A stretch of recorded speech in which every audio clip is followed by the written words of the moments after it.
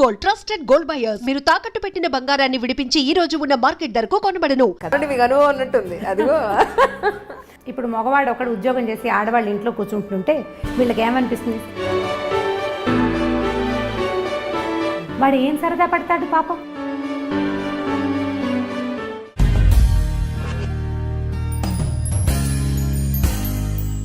Hi అండి, ఈనాడు దిల్సే with మీ అంజలిలో నా special guest ఎవరు అని అంటే రమారావి గారు. ఏమండి కరెక్టే చెప్పానా?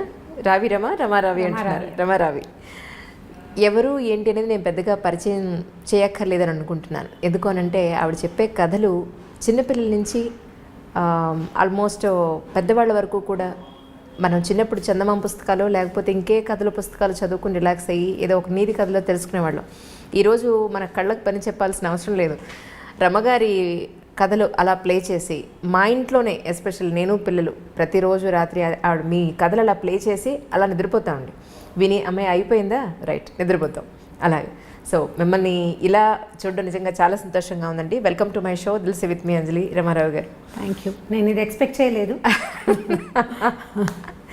నిజంగా చాలా సంతోషంగా ఉంది మిమ్మల్ని ఈరోజు ఇలా కలవడం. ఎందుకు అనిపించింది అసలు మీకు ఈ కథలు ఇలా చెప్పాలి అని థాట్ ఎందుకు వచ్చింది మీకు?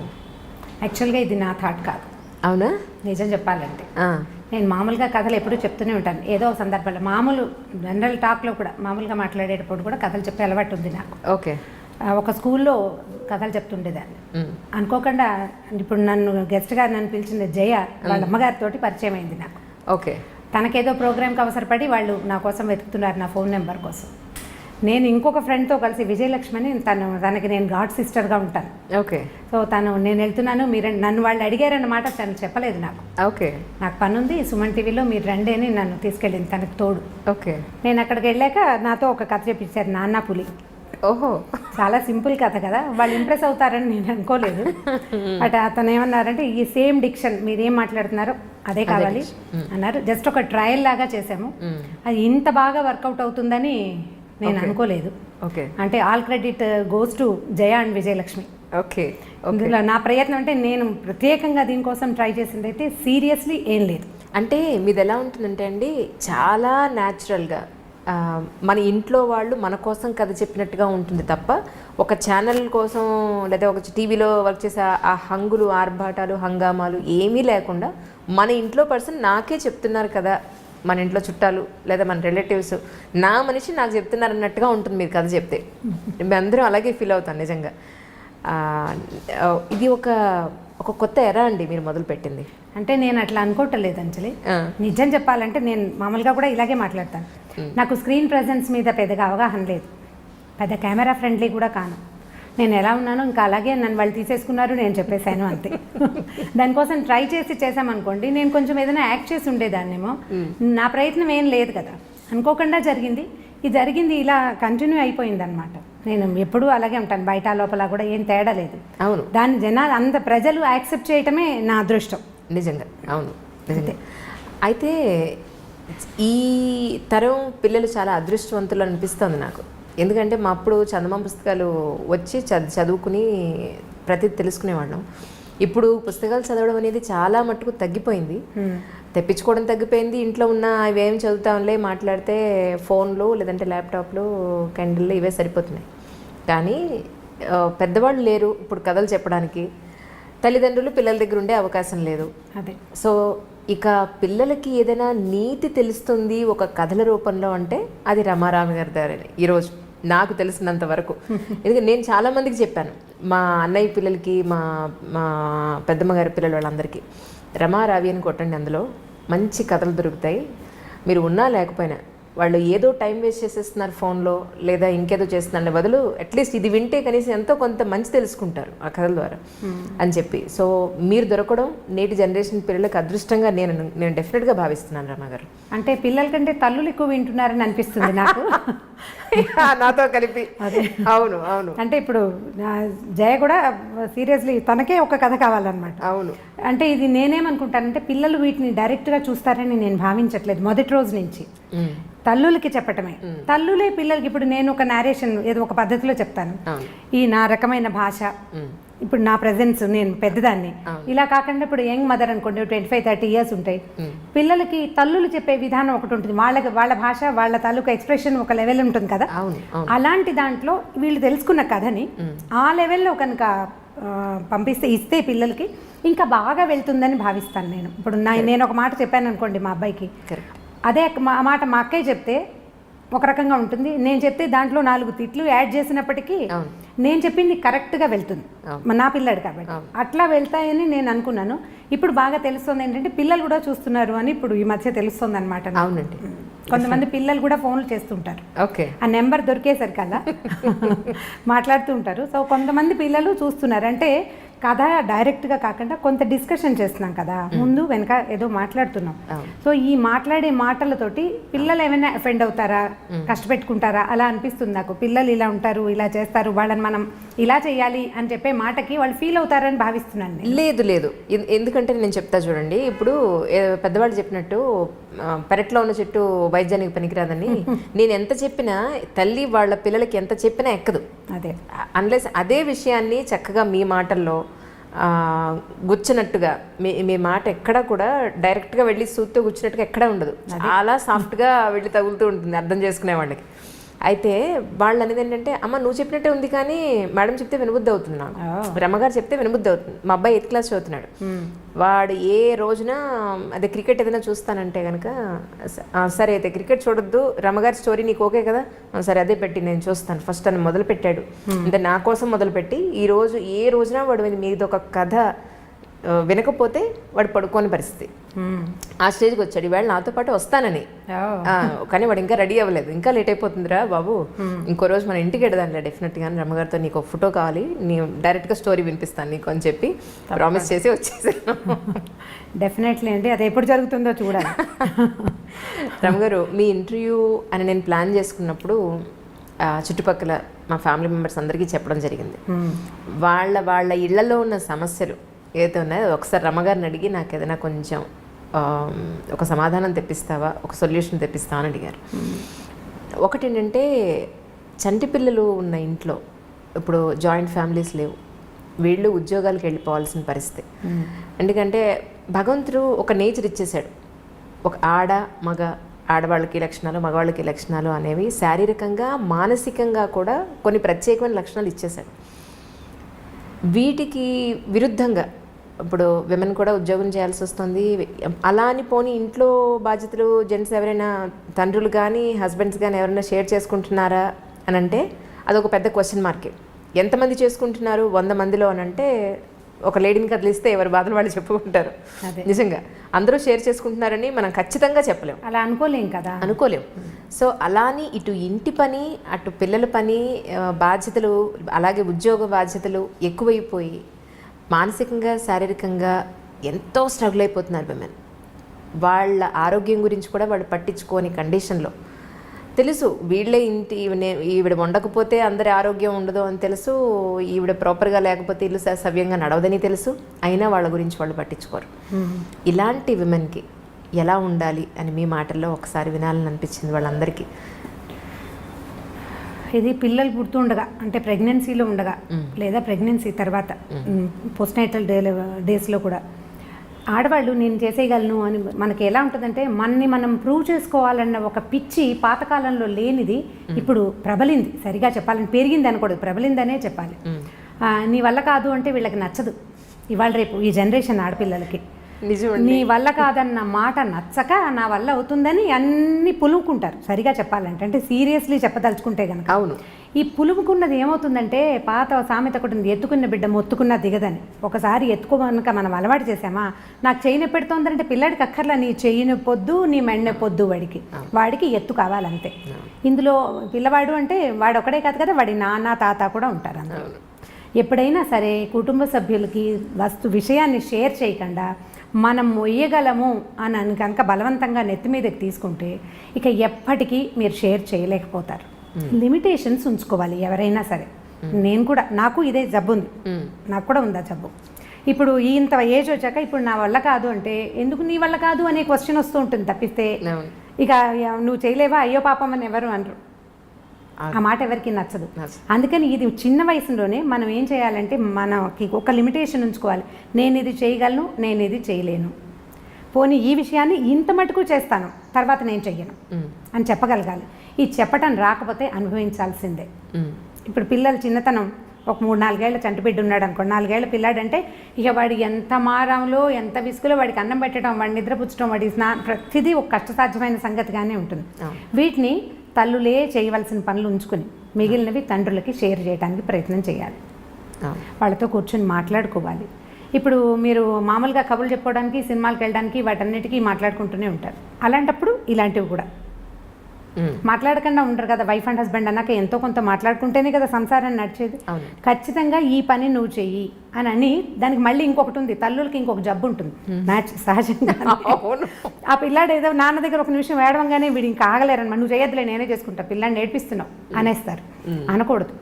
కొంచెం గట్టిగా మనసు దిటవ చేసుకుని వాళ్ళిద్దరు తంటాలు వాళ్ళు పడతారు అని కనుక వదిలిపెట్టేస్తే అప్పుడు తండ్రి పిల్లవాడిని హ్యాండిల్ చేస్తాడు. ఎప్పుడైతే తల్లి సపోర్ట్ ఉందో ఈ పిల్లలు ఇక వాళ్ళ మాట వినరు. నేను ఈ పని చేయను, ఇక నువ్వు నాన్నతోటే చేయించుకో, ఇవి అతనే హ్యాండిల్ చేయాలి. ఈ విషయం హోంవర్క్ చేయించడం, కొట్టని తిట్టని అక్షింతలేని ఏం చేసినా ఆయన ఏం చేస్తే అది చేస్తాడు అని వీళ్ళు ఊరుకోగలిగితే షేరింగ్ కుదురుతుంది. మనం అలా చెయ్యము, ముందు షేర్ చేస్తాము, అందరూ చేసే పని. నేను కూడా ఉన్నా అందులో.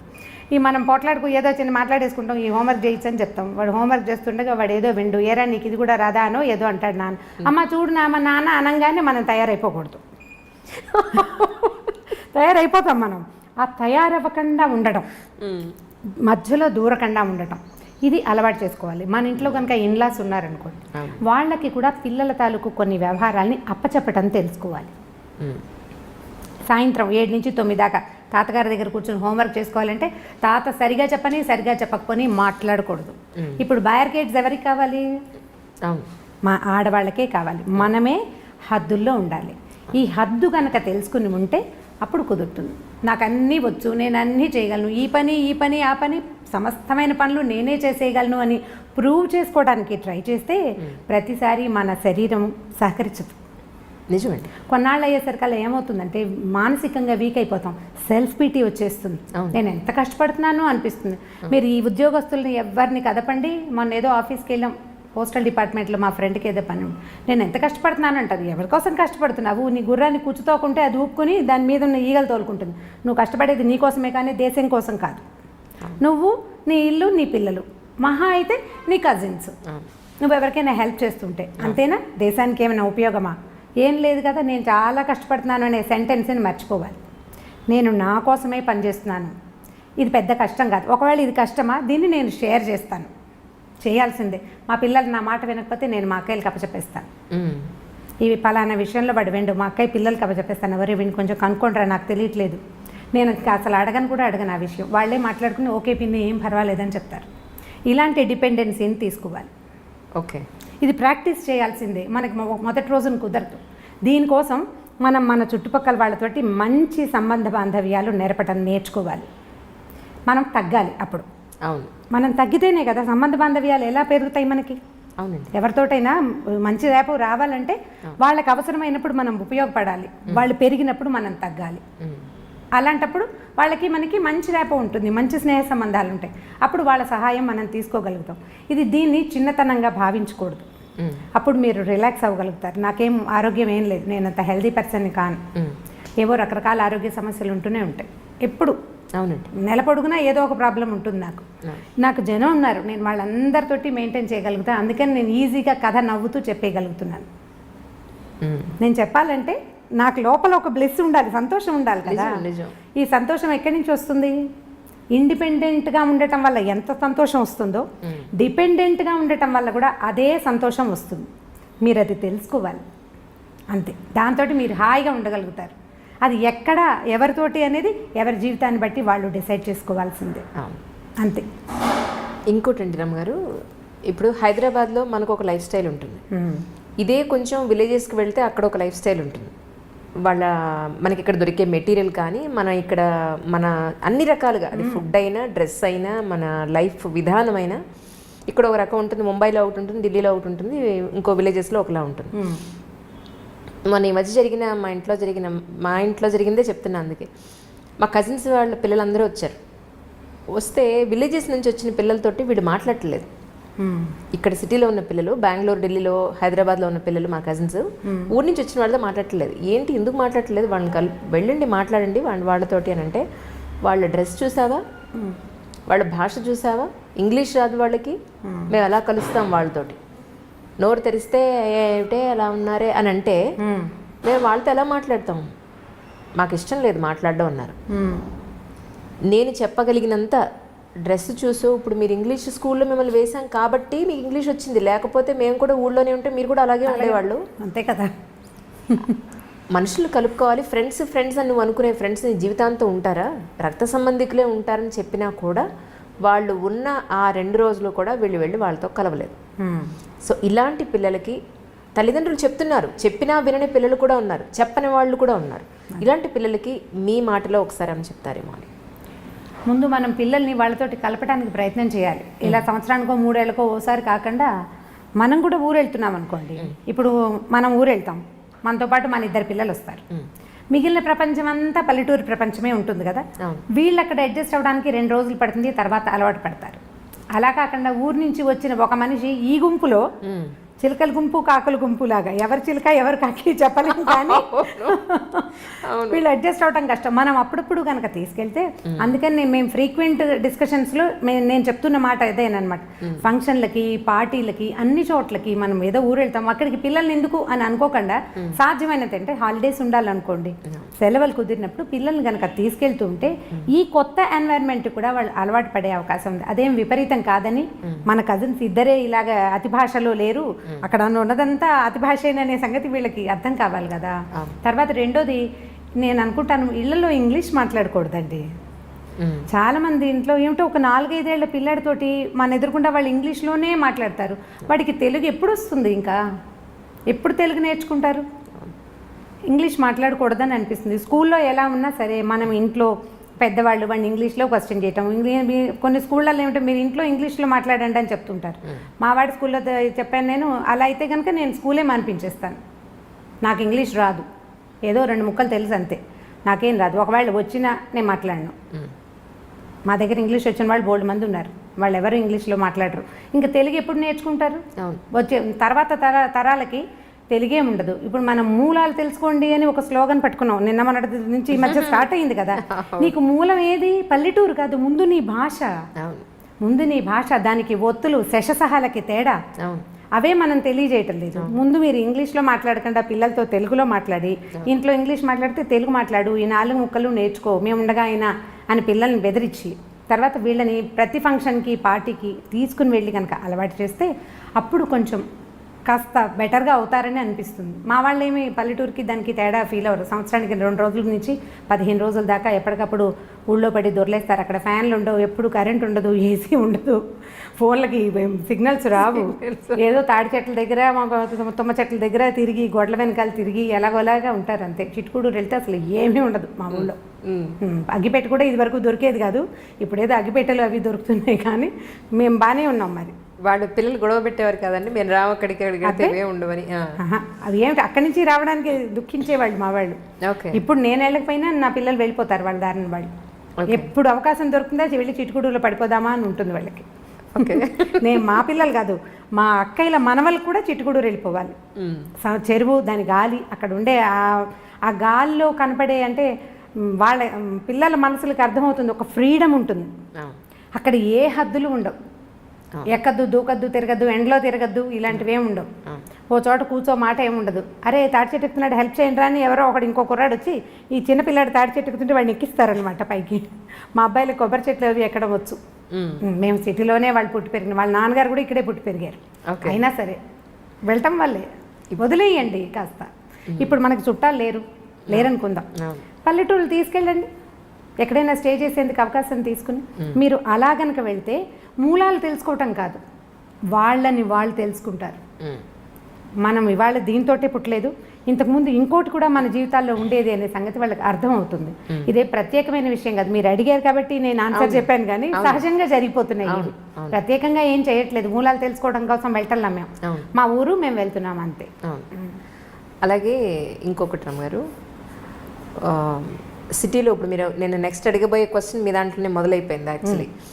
ఫ్రీడమ్ అనేది టీనేజ్ పిల్లలకి, అమ్మాయి అయినా అబ్బాయి అయినా సరే, అదొక పెద్ద టీనేజ్ పిల్లల్ని మేనేజ్ చేయడం, పెంచడం అనేది తల్లిదండ్రులకి వసిధార వ్రతం లాగా ఉంది. అసలు తలకు మించిన భారం అయిపోయింది ఈరోజు, ఎస్పెషల్లీ సిటీస్లో. విలేజెస్లో అంత లేదు, కానీ అక్కడ క్వశ్చన్ చేయాలంటేనే అమ్మ నాన్న వాళ్ళని ఒక మాట అండం ఏంటి అనే ఒక చిన్న ఇది ఉంటుంది, భయం భక్తి కనపడుతుంది. ఇక్కడ మన సిటీలో అది కనిపించట్లేదు. వాళ్ళది ఏంటంటే ఫ్రీడమ్ అనే దానికి, విచ్చలవిడితనానికి డిఫరెన్స్ తెలియట్లేదండి. మా అమ్మ పార్టీలకి, బర్త్డే పార్టీలకి పంపదు. మా అమ్మ లేదా బయట ఫ్రెండ్స్ ఈరోజు పార్టీ, వీకెండ్ పార్టీ చిల్ అవుదామంటే మా అమ్మ పంపదు. లేదా మా అమ్మ హెయిర్ కలర్ వేసుకుంటానంటే వద్దంటుంది. మా అమ్మ నాకు మినిమం ఫ్రీడమ్ ఇవ్వదు. ఒక ఫోన్ వచ్చి నేను లోపలికి డోర్ వేసుకుని మాట్లాడతానంటే మా అమ్మ ఒప్పుకోదు. ఫోన్ వస్తే లోపలికి వెళ్ళి ఎందుకు మాట్లాడాలి, బయట ఎందుకు మాట్లాడకూడదు, మేము అందరూ ఉన్నాం కదా ఇక్కడ ఎందుకు మాట్లాడకూడదు అంటుంది. మా అమ్మ నాకు ఇవ్వాల్సిన మినిమం ఫ్రీడమ్ కానీ లేదు ప్రైవసీ కానీ ఇవ్వట్లేదు. అసలు ప్రైవసీకి, ఒక వాళ్ళకి ఇవ్వాల్సిన స్వేచ్ఛకి, విచ్చలవిడితనానికి మీ మాటల్లో ఒకసారి అంటే దీనికి ఇప్పుడు మనం మూలఛేదం చేసుకోవాల్సిందే ఈ ప్రశ్నకి సమాధానం చెప్పాలంటే. ఇప్పుడు పార్టీలకు వెళ్ళి చిల్ చేయటము, హెయిర్ కలర్ వేసుకోవటము పిల్లలకి ఎలా తెలుస్తున్నాయి? తమ తోటి వాళ్ళు చేయటం వల్ల ఒకటి, లేదా సోషల్ మీడియా వల్ల. ఇప్పుడు వీళ్ళు ఏదో నెట్లో యూట్యూబ్లో చూడడానికి చూస్తారు, రకరకాల హిందీవి షార్ట్ ఫిల్మ్స్, వీడియోస్ చూస్తుంటారు. అందులో చూసిన దాన్ని కాపీ చేయాలనుకుంటారు అంజలి ప్రధానంగా. ఇప్పుడు మనం యూట్యూబ్లోనే ఇవన్నీ రకరకాల ప్రోగ్రాములు చేస్తున్నాం.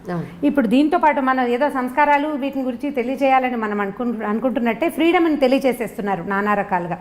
ఇంగ్లీష్ వీడియోస్ కానీ, హిందీ వీడియోస్ కానీ మీరు చూడండి, ఒక అమ్మాయి అబ్బాయి చాలా ఫ్రెండ్లీగా ఉండటం, వాళ్ళిద్దరూ బెస్ట్ ఫ్రెండ్స్గా ఉండటం కోకొల్లలుగా కనపడతాయి.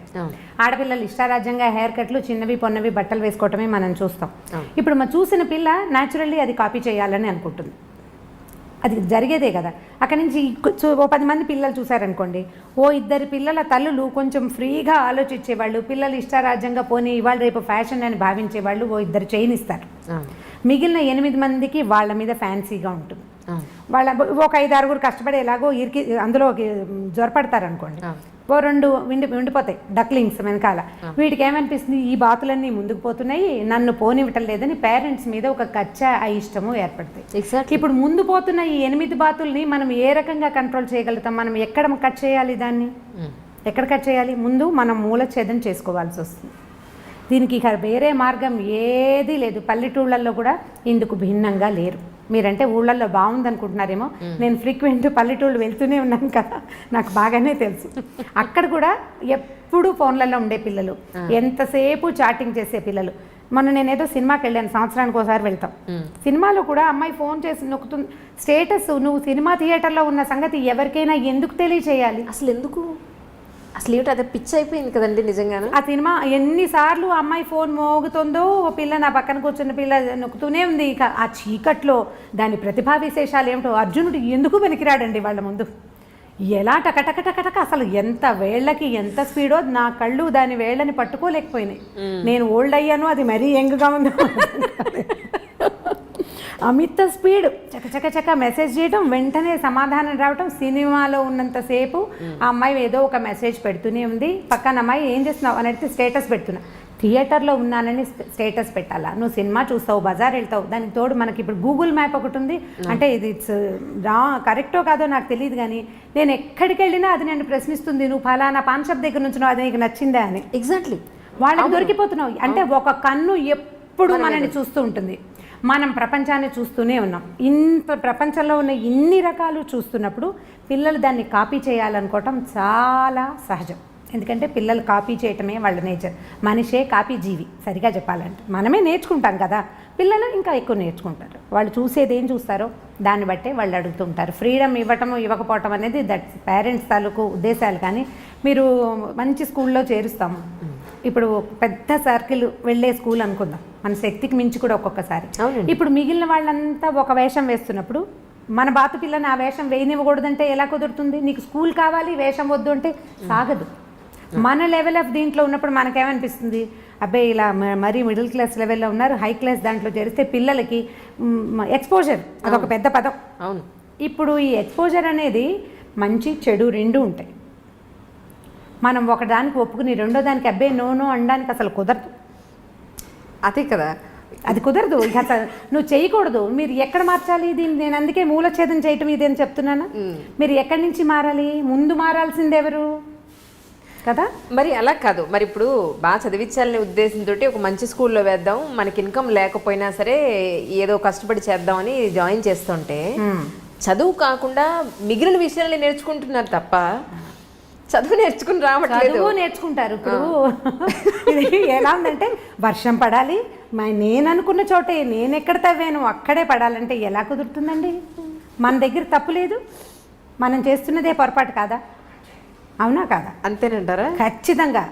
ఇప్పుడు మీరు సూటిగా అడిగారు, సూటైన సమాధానం కావాలంటే మీకు ఇది సూటైన సమాధానం. మీకు వర్షం, మీరు వాన ప్రార్థించి ఒక చిన్న మబ్బుని, ఒక తునకని నేను ఇక్కడ తవ్వాను, నేను ఇక్కడ పదును చేసి పెట్టుకున్నాను, ఇక్కడే వాన కురునైనా అని మనం అడగగలమా? పోనీ అలా అడిగినా కూడా అక్కడెక్కడో పైన పడే మేఘానికి ఎలా కంట్రోల్ ఉంటుంది? చుట్టుపక్కల అన్ని చోట్ల పడుతుంది. అది అన్ని చోట్లకి పడవలసిందే.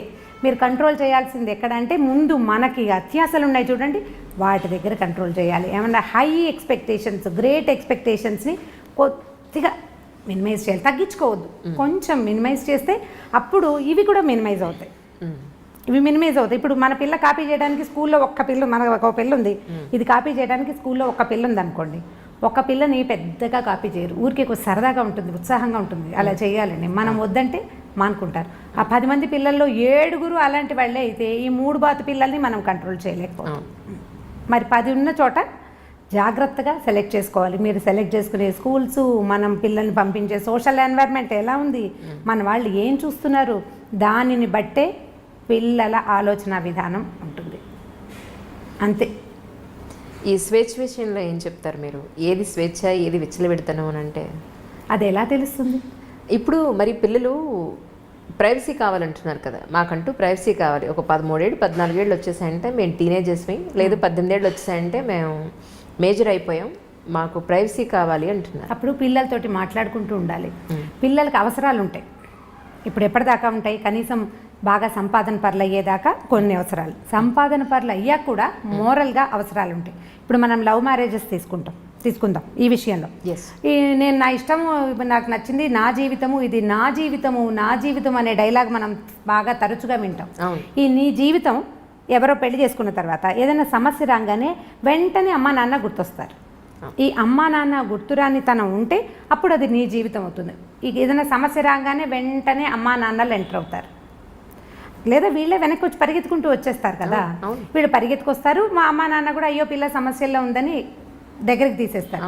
ఇప్పుడు ఇది మనం చిన్నప్పటి నుంచి అలవాటు చేయాలని నేను అనుకుంటానండి. వాడు ఏదో పడ్డాడు, మా పిల్లాడు కింద పడంగానే వాడిని ఎత్తుకొచ్చేసి వాడిని కదలనీయకుండా నోట్లో అన్నం పెట్టేసి కాళ్ళు కట్టేసి వాడు బాత్రూమ్కి వెళ్తానంటే ఎత్తుకు తీసుకెళ్ళకుండా కుంటాడని వదిలిపెట్టేసి ప్లేట్లో అన్నం కలిపి చేతిలో పెట్టి నీ దారి నువ్వు తిను అని కనుక వదిలిపెడుతుంటే పడిన తర్వాత వాడు ఇప్పుడు తను ఆడుకుని పడ్డాడు, వాడు ఇండిపెండెంట్గా అవటానికి అవకాశం ఉంటుంది. రేపొద్దున ఏదైనా సమస్య వస్తే నేను మళ్ళీ అమ్మా నాన్న దగ్గరికి వస్తే వీళ్ళు చచ్చినట్టు చేస్తారనే నమ్మకాన్ని పిల్లలకి ఇవ్వకూడదు. స్వేచ్ఛ కావాలంటే నువ్వు తీసుకో, ఏ ప్రాబ్లం వచ్చినా నువ్వు నన్ను పిలవకూడదు. నీ అంతటి నువ్వు చేసుకోగలవా? ఓకే, నేను నెలకి ఇంత సంపాదించి చూపించు నువ్వు నాకు, ఏది ఈ పని చేసి డబ్బులు తీసుకో నువ్వు.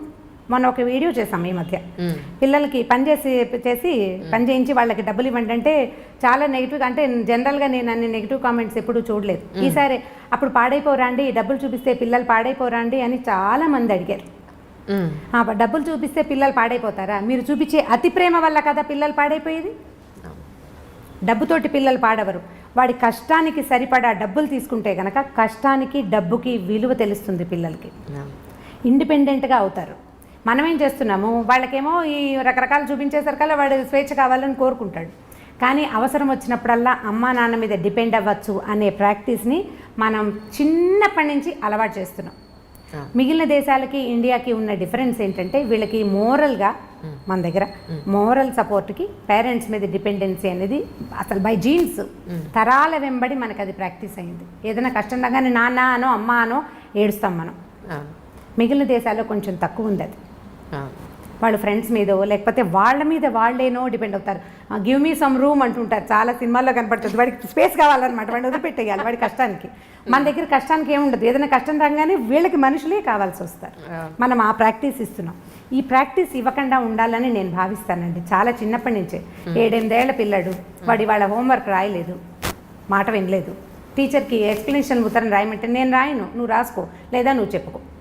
పిల్లాడిని టీచర్ కొడుతుంది, ఓర్చుకోండి. వాడు రెండోసారి అది చెయ్యడు. మనం ఓర్చుకోవటం ప్రాక్టీస్ చేయాలి. అప్పుడే మన పిల్లలు ఇండిపెండెంట్గా ఉంటారు. ఆటే స్వేచ్ఛ కోరుకోరు. ఏదైనా సమస్య వస్తే వాడే హ్యాండిల్ చేయాల్సి వస్తే అప్పుడు సమస్యలు రానివ్వని పందాలోకి వెళ్ళడానికి చూస్తాడు. ఇప్పుడు మనం మామూలుగా కొంచెం పెద్ద అయ్యాక తీసుకుందాం. టీనేజర్స్గా మనం కూడా ఉన్నాం కదా, అప్పుడు మనకేం ఒళ్ళు తెలియలేదు ఎవరైనానో. అంటే ఇప్పుడు ఉన్నంత స్వేచ్ఛ ఇది వరకు లేదనుకోండి, ఇప్పుడు తెలుస్తుంది.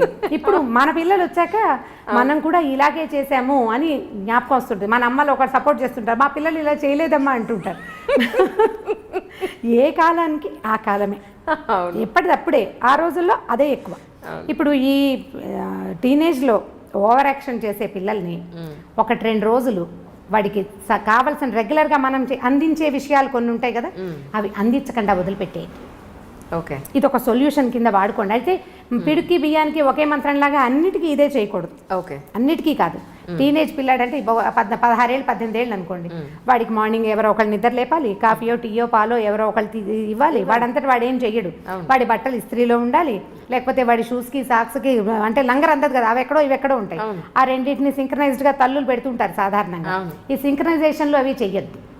చేయకుండా వాడే వెతుక్కుని, వాడే తీసుకుని, వాడే టవలారేసుకుని, వాడే టవల్ తీసుకుని ఇలాంటి పనులు కొద్ది రోజులు కనుక చేయనిస్తే కొంత బుద్ధి వస్తుంది. ఇది నాకు ప్రాక్టికల్గా తెలుసు. యూనివర్సిటీకి వెళ్ళకముందు, ఖరగ్పూర్ వెళ్ళకముందు మా అబ్బాయికి వెళ్ళి 2 ఏళ్ళ తర్వాత మా అబ్బాయికి చాలా డిఫరెన్స్ ఉంది. ఎంత డిఫరెన్స్ అంటే హస్తిమశకాంతరాన్ని నేను గమనించాను. నేను ఎక్కడైనా కూర్చుంటే ఏదో మంచినీళ్ళు అమ్మ నువ్వు లేవకు నేనే తీసుకుంటాను. అంతకుముందు అమ్మ మంచినీళ్ళు అమ్మ అమ్మ అమ్మ అమ్మ ఇక అమ్మ పాటకి అంతులేని పాటగా ఉండేది, దానికి అంత వచ్చింది. నువ్వు లేవకలేదు, తలుపు కొట్టినా వాడు అన్నం తింటూ లేచి తలుపు తీయటానికి రెడీ అయిపోతున్నాడు. సో డిఫరెన్స్ ఖచ్చితంగా వస్తుంది. వాడే చేసుకోవాల్సి వస్తే వాళ్ళకి కొంత జ్ఞానం వస్తుందండి. మన దగ్గర ఉన్న పిల్లల్ని మీరు ఇలా చేసి చూడండి. ఈ పని మనం 9 ఏళ్ల పిల్లలకి దగ్గర నుంచి స్టార్ట్ చేయొచ్చు. 9 లోపల డిపెండెన్సీ ఉంటుంది. చిన్న పిల్లలు 9 నుంచి వీళ్ళకి ప్రీ టీన్స్ మొదలైపోతాయి ఖచ్చితంగా. ఆడ మగ కూడా. ఆడపిల్లలు ఇంకా కొంచెం ముందే ఉన్నారు. ఇవాళ రేపు పాత రోజుల్లో 14 వస్తే కానీ ప్యూబర్టీ అంటే టీన్స్ ఎఫెక్ట్ తెలిసేది చాలా. ఇప్పుడు చాలా ఎఫెక్టివ్ ఉంటుంది, చాలా ఎర్లీగా వస్తున్నాయి బికాజ్ ఆఫ్ సోషల్ మీడియా. ఖచ్చితంగా ఇప్పుడు మన పిల్లలు చూడరు. మా పిల్లలకి ఫోన్ ఇవ్వమండి అంటారు. ఫోన్ ఇవ్వరు మీరు, దాని ఫ్రెండ్స్ చూస్తారు కదా. మాత్రం బయట దొరకదా ఏంటి? దొరుకుతుంది. రెండోది ఏంటంటే మన ఫుడ్ కూడా, ఆహారం వల్ల కూడా ఈ ప్రీటీన్స్ అవ్వడానికి ఖచ్చితంగా ఆహారం చాలా పెద్ద పాత్ర వహిస్తుంది. మనం రకరకాలు తింటున్నాం. ఇప్పుడు దేంట్లో నుంచి మనం బయటపడగలుగుతాము? ఇదేంటంటే మనం గొంగట్లో కూర్చొని పెరుగన్నం తింటున్నట్టే. గొంగట్లో కూర్చొని పెరుగు అన్నం తింటాం. వెంట్రుకలు వచ్చినాయి ఏరుకుంటే ఇట్లా ముద్దకి 100 వెంట్రుకలు వస్తాయి. గొంగలి చేయబడేదే వెంట్రుకలతోటి. ఇప్పుడు మన పరిస్థితి అదే. మన స్కూళ్ళు అంతే, మన కాలేజీలు అంతే, అసలు మన సొసైటీయే అలా ఉంది. దీంట్లో నుంచి బయటపడడం మన వల్ల కాదు. మనం ఏం చేయాలంటే చిన్న మార్పుల్ని సాధించడానికి ప్రయత్నం చేయాలి. దీన్ని పూర్తిగా మార్చే పాతకాలం మన పుట్టకల నాడు ఉన్నట్టుగా చేయాలని అనుకుంటే నిజంగా భ్రమ. అది చేయలేం మనం. ఎందుకంటే మనం 20లు 10ల నుంచి 2లు 3లలోకి వచ్చేసాం. 20లు 10లు లేవు. అవి ఎప్పుడో సంవత్సరానికి 1-2 సార్లే మనం కలుస్తున్నాం కదా. ఈ 2-3 జనాల్లో నుంచి దీన్ని ఎట్లా సాధించగలుగుతాం మనం? ఒక మంచి మాట చెప్పేవాళ్ళు లేరు. ఇంకా మీరు ఈ మాట మీరు అడగండి అని నేను చెప్తున్నాను. కొన్ని ఇళ్లలో ఉన్న పెద్దవాళ్ళు పిల్లలకి ఏ రకంగానూ హెల్ప్ చేయట్లేదని ఎన్ని కంప్లైంట్లు ఉంటాయో. అవును, నేను ప్రతిసారి ఇంట్లో పెద్దవాళ్ళు ఉంటే అని చెప్పగానే మా ఫ్రెండ్ ఒకరు ఫోన్ చేశారు, మీరు ఈ డైలాగ్ చెప్పొద్దు రమ్మగారు, నాకు ఇష్టం లేదు ఇలా మీరు చెప్తుంటే. ఏంటంటే మా అత్తగారు ఉన్నారు, ఆవిడ ఏమీ చెయ్యరు. ఆవిడ ఏదో రామాయణం భారతం చదువుకుంటారట. ఆవిడ దారిని ఆవిడ చదువుకుంటారు. ఆవిడే చదువుకుంటారు కానీ ఒక్క మాట చెప్పరు. పిల్లలకు ఒక్క మంచి మాట చెప్పరు. ఆవిడ పుణ్యం పురుషార్థం అని డైలాగ్ ఒకటి ఉంటుంది. ఆవిడ పుణ్య పురుషార్థాలకే ట్రై చేస్తున్నారు కానీ పిల్లలకి ఏం చెప్పట్లేదు. ఆవిడ ఏవో వింటూ ఉంటారు. ఆవిడ వింటూ ఉండగా మనవడు ఆ చాగంటి వారిదో ఎవరివో కొన్ని విన్నాడనమాట. అలా వాడికి తెలిసినాయి తప్ప వాళ్ళ నాయనమ్మ వాడికి ఏం చెప్పలేదు, పెద్దవాళ్ళు ఉండటం వల్ల పెద్ద ఉపయోగం లేదండి. మీ పెద్దవాళ్ళు అంటే మా పాతకాలం వాళ్ళు అనమాట, వాళ్ళ వల్ల ఉపయోగం ఉండేదేమో, ఇప్పుడు వీళ్ళ వల్ల ఉపయోగం లేదు. మీరు ఎప్పుడు అదే డైలాగ్ కొడతారు, అందరూ అలా ఉండరు అని కూడా యాడ్ చేయండి దానికి. నిజమే నిజమే, ఇది కూడా యాక్సెప్ట్ చేయాల్సిన విషయమే. అంటే ఇప్పుడు నేను మా ఇంట్లో మా పెద్దకాయలను చూస్తాను. మా పెద్దకాయలు అంటే నాకంటే మా పెద్దకాయ దాదాపుగా 25 ఏళ్ళు పెద్దది. తన పిల్లలు కూడా నాకంటే పెద్దవాళ్ళు. మా అక్కయ్య ఉంటే ఎంత హెల్ప్ఫుల్గా ఉంటుందో వాళ్ళ ఇంట్లో. చాలా మంచి మాటలు, ఏదైనా సరే నాయనమ్మ చెప్తుంది అనుకుంటారు. ఈవెన్ మా పిల్లలు కూడా పెద్ద పెద్దమ్మ మీద చాలా ఎమోషనల్గా డిపెండ్ అవుతారు. తను లేదు ఈ ఊళ్ళో లేదని ఎంత ఫీల్ అయిపోతారో, పెద్దమ్మ లేదు అని. ఇప్పుడు కొంతమంది వాళ్ళకు కుదురుతాయి అవి, కొంతమందికి సాధ్యపడకపోవచ్చు. కానీ పెద్దవాళ్ళు ఉంటే ఎంతో కొంత ఎన్వైర్న్మెంట్ బాగుంటుందని ఫీల్ అవుతాను, అంటే నా అనుభవం అది. అందుకని నేను పదే అదే చెప్తాను, దానివల్ల ఏ హెల్ప్ ఉండదు. పైగా పెద్దవాళ్ళు ఉండేసరికల్లా మా రోజుల్లో ఇలా లేదు అని చావగొట్టేస్తుంటారు. ఇంకొకళ్ళు చెప్పారు, అసలు ఒక 20 సంఖ్యలో కనీసం ఇవి ఉన్నాయన్నమాట. పెద్దవాళ్ళ వల్ల ఉపయోగం లేదు, వాళ్ళు ఉండటం వల్ల ఇంకా ఎక్స్ట్రా బర్డెను, ఈ పిల్లలకి వాళ్ళకి లంగరందక చచ్చిపోతున్నాము. అవి రెండూ వస్తాయి సమస్య. వాళ్ళు చెప్పే మాటలు, చెప్పే విధానం పిల్లలకి నచ్చదో పట్టాను. మన వాళ్ళ ప్లేస్లో ఉన్న వాళ్ళకి అమ్మమ్మ ఎప్పుడూ ఇంతే, లేదా మా అమ్మ ఎప్పుడూ ఇంతే. ఇప్పుడు అమ్మమ్మలు కూడా మారాలి, కొంచెం అప్ టు డేట్ అవ్వాలన్నమాట. వాళ్ళు కూడా అప్ టు డేట్గా ఏదో అంటే కొంచెం పెరగాలి వాళ్ళును. పాత పద్ధతుల నుంచి కొంచెం బయటకు వస్తే కొద్దిగా ఏదైనా కొంత పిల్లలతోటి సంబంధ బాంధవ్యాలు ఏర్పరచుకునేందుకు అవకాశం ఉంటుంది. నిజం నిజం. అలాగే ఏమంటే పొల్యూషన్, ఎక్కడ చూసినా పొల్యూషన్ పెరిగిపోయింది. మనం ఏది తాగే పాల దగ్గర నుంచి రాత్రి పడుకోబోయేంత వరకు కూడా అంతా కల్తీనే. పిల్లలు బయట చూస్తే మనం ఇచ్చే బాక్సులు వాళ్ళు తింటారన్న గ్యారంటీ లేదు. డబ్బులు ఇస్తే ప్రాపర్గా ఏ పళ్ళో లేదా ఇంకోటి తింటారన్న గ్యారంటీ లేదు. ఏం తింటారో మొత్తానికి ఆరోగ్యం చెడగొట్టుకుని అయితే వస్తారు అల్టిమేట్గా. మీరు చిన్నప్పుడు డబ్బులు ఇస్తే పళ్ళు కొనుక్కుని తిన్నారా? మాకు తాండ్ర దొరికేది మా ఊళ్ళో. అదే మీరు చేయలేదు, పిల్లల్ని చేయాలనుకుంటున్నారు. సో వాళ్ళ హెల్త్ విషయంలో ఎలా ఉంటే బాగుంటుంది అనేది కొంచెం ప్లాస్టిక్ని తగ్గించుకోవాలి మనమే ఇంట్లో. ప్లాస్టిక్ని తగ్గించుకోవటము మనం అంటే ఈ ప్రశ్నలు అన్నిటికీ మూలాలే ఉన్నాయండి. ప్రతిదానికి ఏ క్వశ్చన్ అడిగినా ఇది మనం మొదలుపెట్టింది మనమేనని ఆన్సర్ వచ్చేలాగా ఉంటుంది. మనం మొదట మానవుడు నిప్పు కనిపెట్టాడు కదా, అగ్ని కనిపెట్టారు. అగ్నితోటి ప్రమాదం ఉంటుందని కూడా తెలుసుకున్నాడు. హ్యాండిల్ విత్ కేర్ కదా. ఇప్పుడు తర్వాత కనిపెట్టిన ప్రతి వస్తువు, మన జీవన సౌలభ్యానికి వాడుకునే ప్రతి విషయము హ్యాండిల్ విత్ కేర్గానే ఉంది.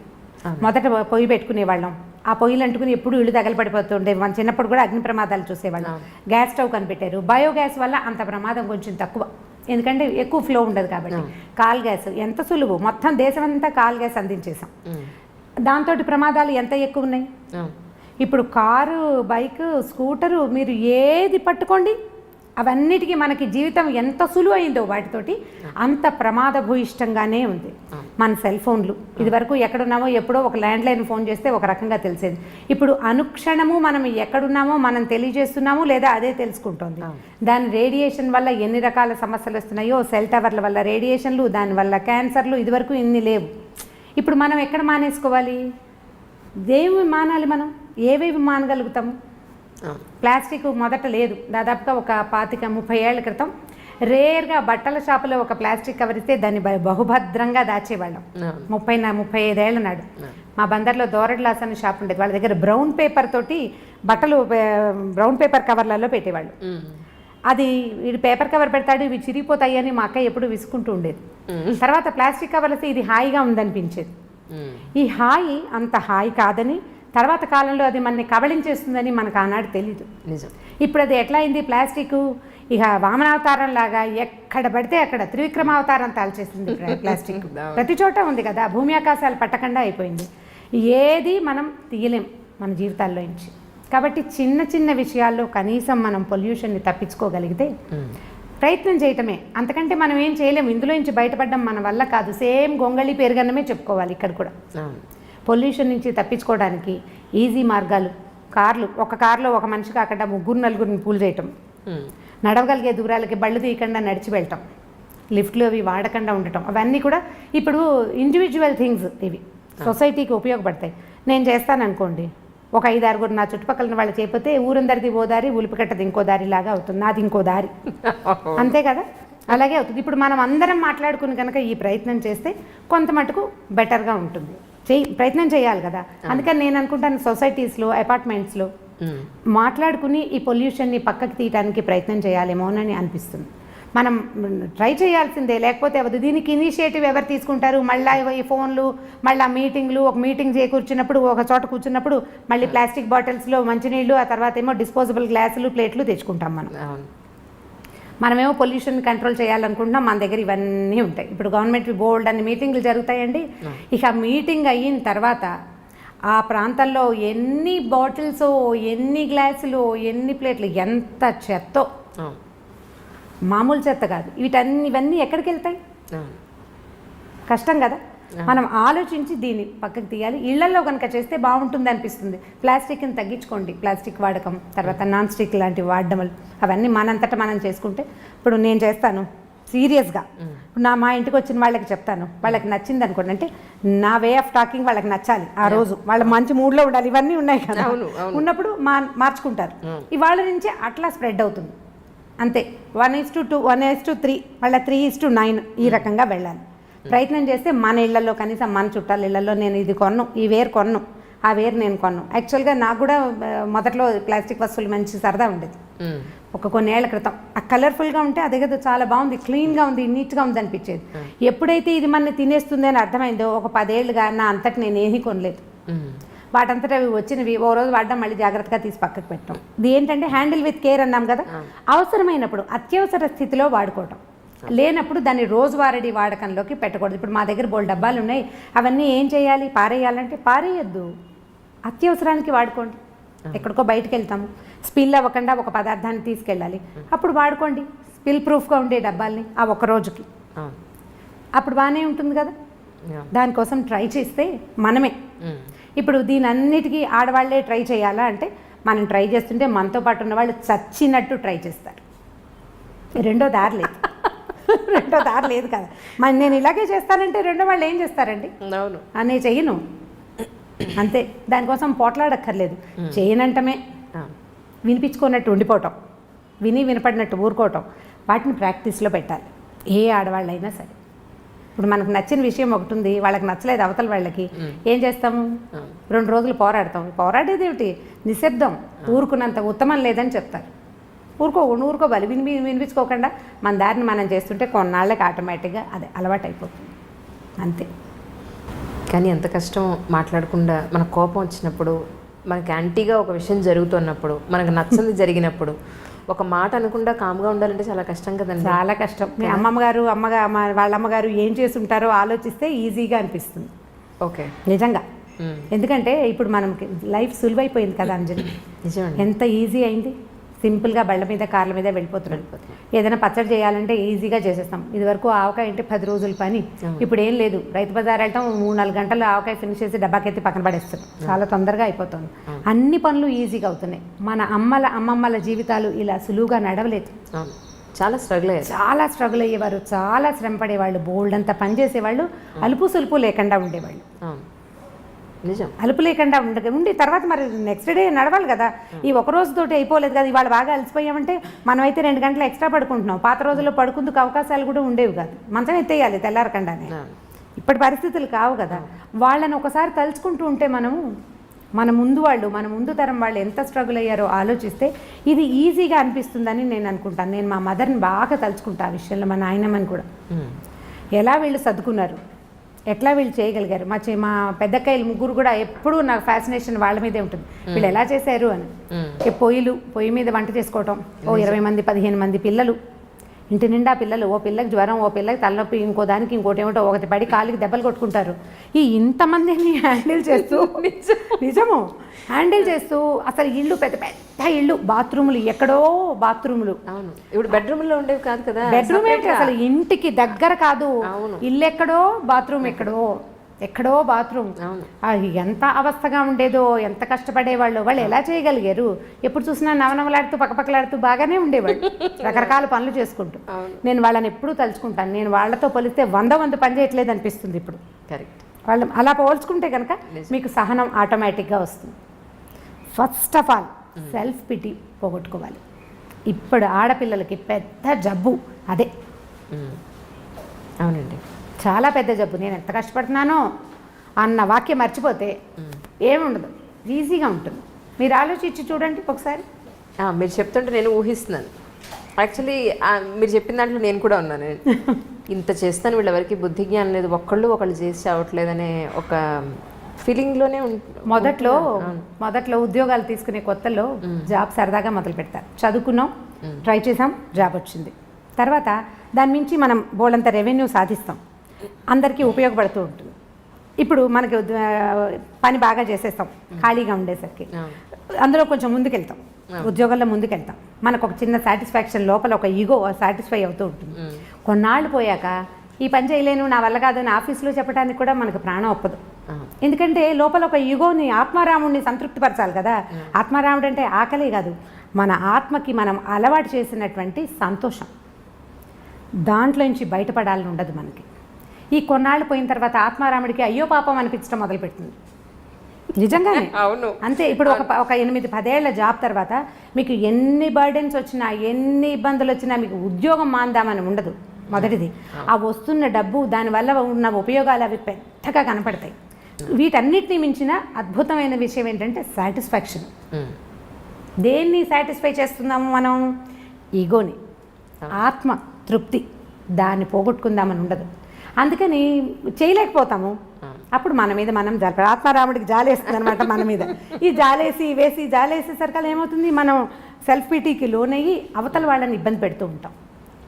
మీరు ప్రతి వాళ్ళు, ఇది వింటున్న ప్రతి వాళ్ళు, నా సెల్ఫ్ పిటీ తోటి నేను ఎవరెవరిని ఇబ్బంది పెడుతున్నాను అని కనుక ఆలోచించి లిస్ట్ రాస్తే మీరు ఊహించలేనంత పెద్ద లిస్ట్ వస్తుంది. చాలా పెద్దది ఆ లిస్టు.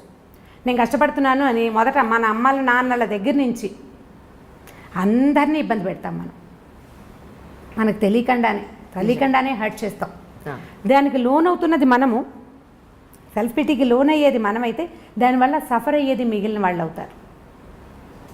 మొట్టమొదట తీసేయాలి. ప్రతి ఉద్యోగస్తులైన వాళ్ళు, ప్రతి ఆడవాళ్ళు, నేను ఇంట్లో ఎంతో కష్టపడుతున్నాను అనే డైలాగ్ని మర్చిపోవాలి.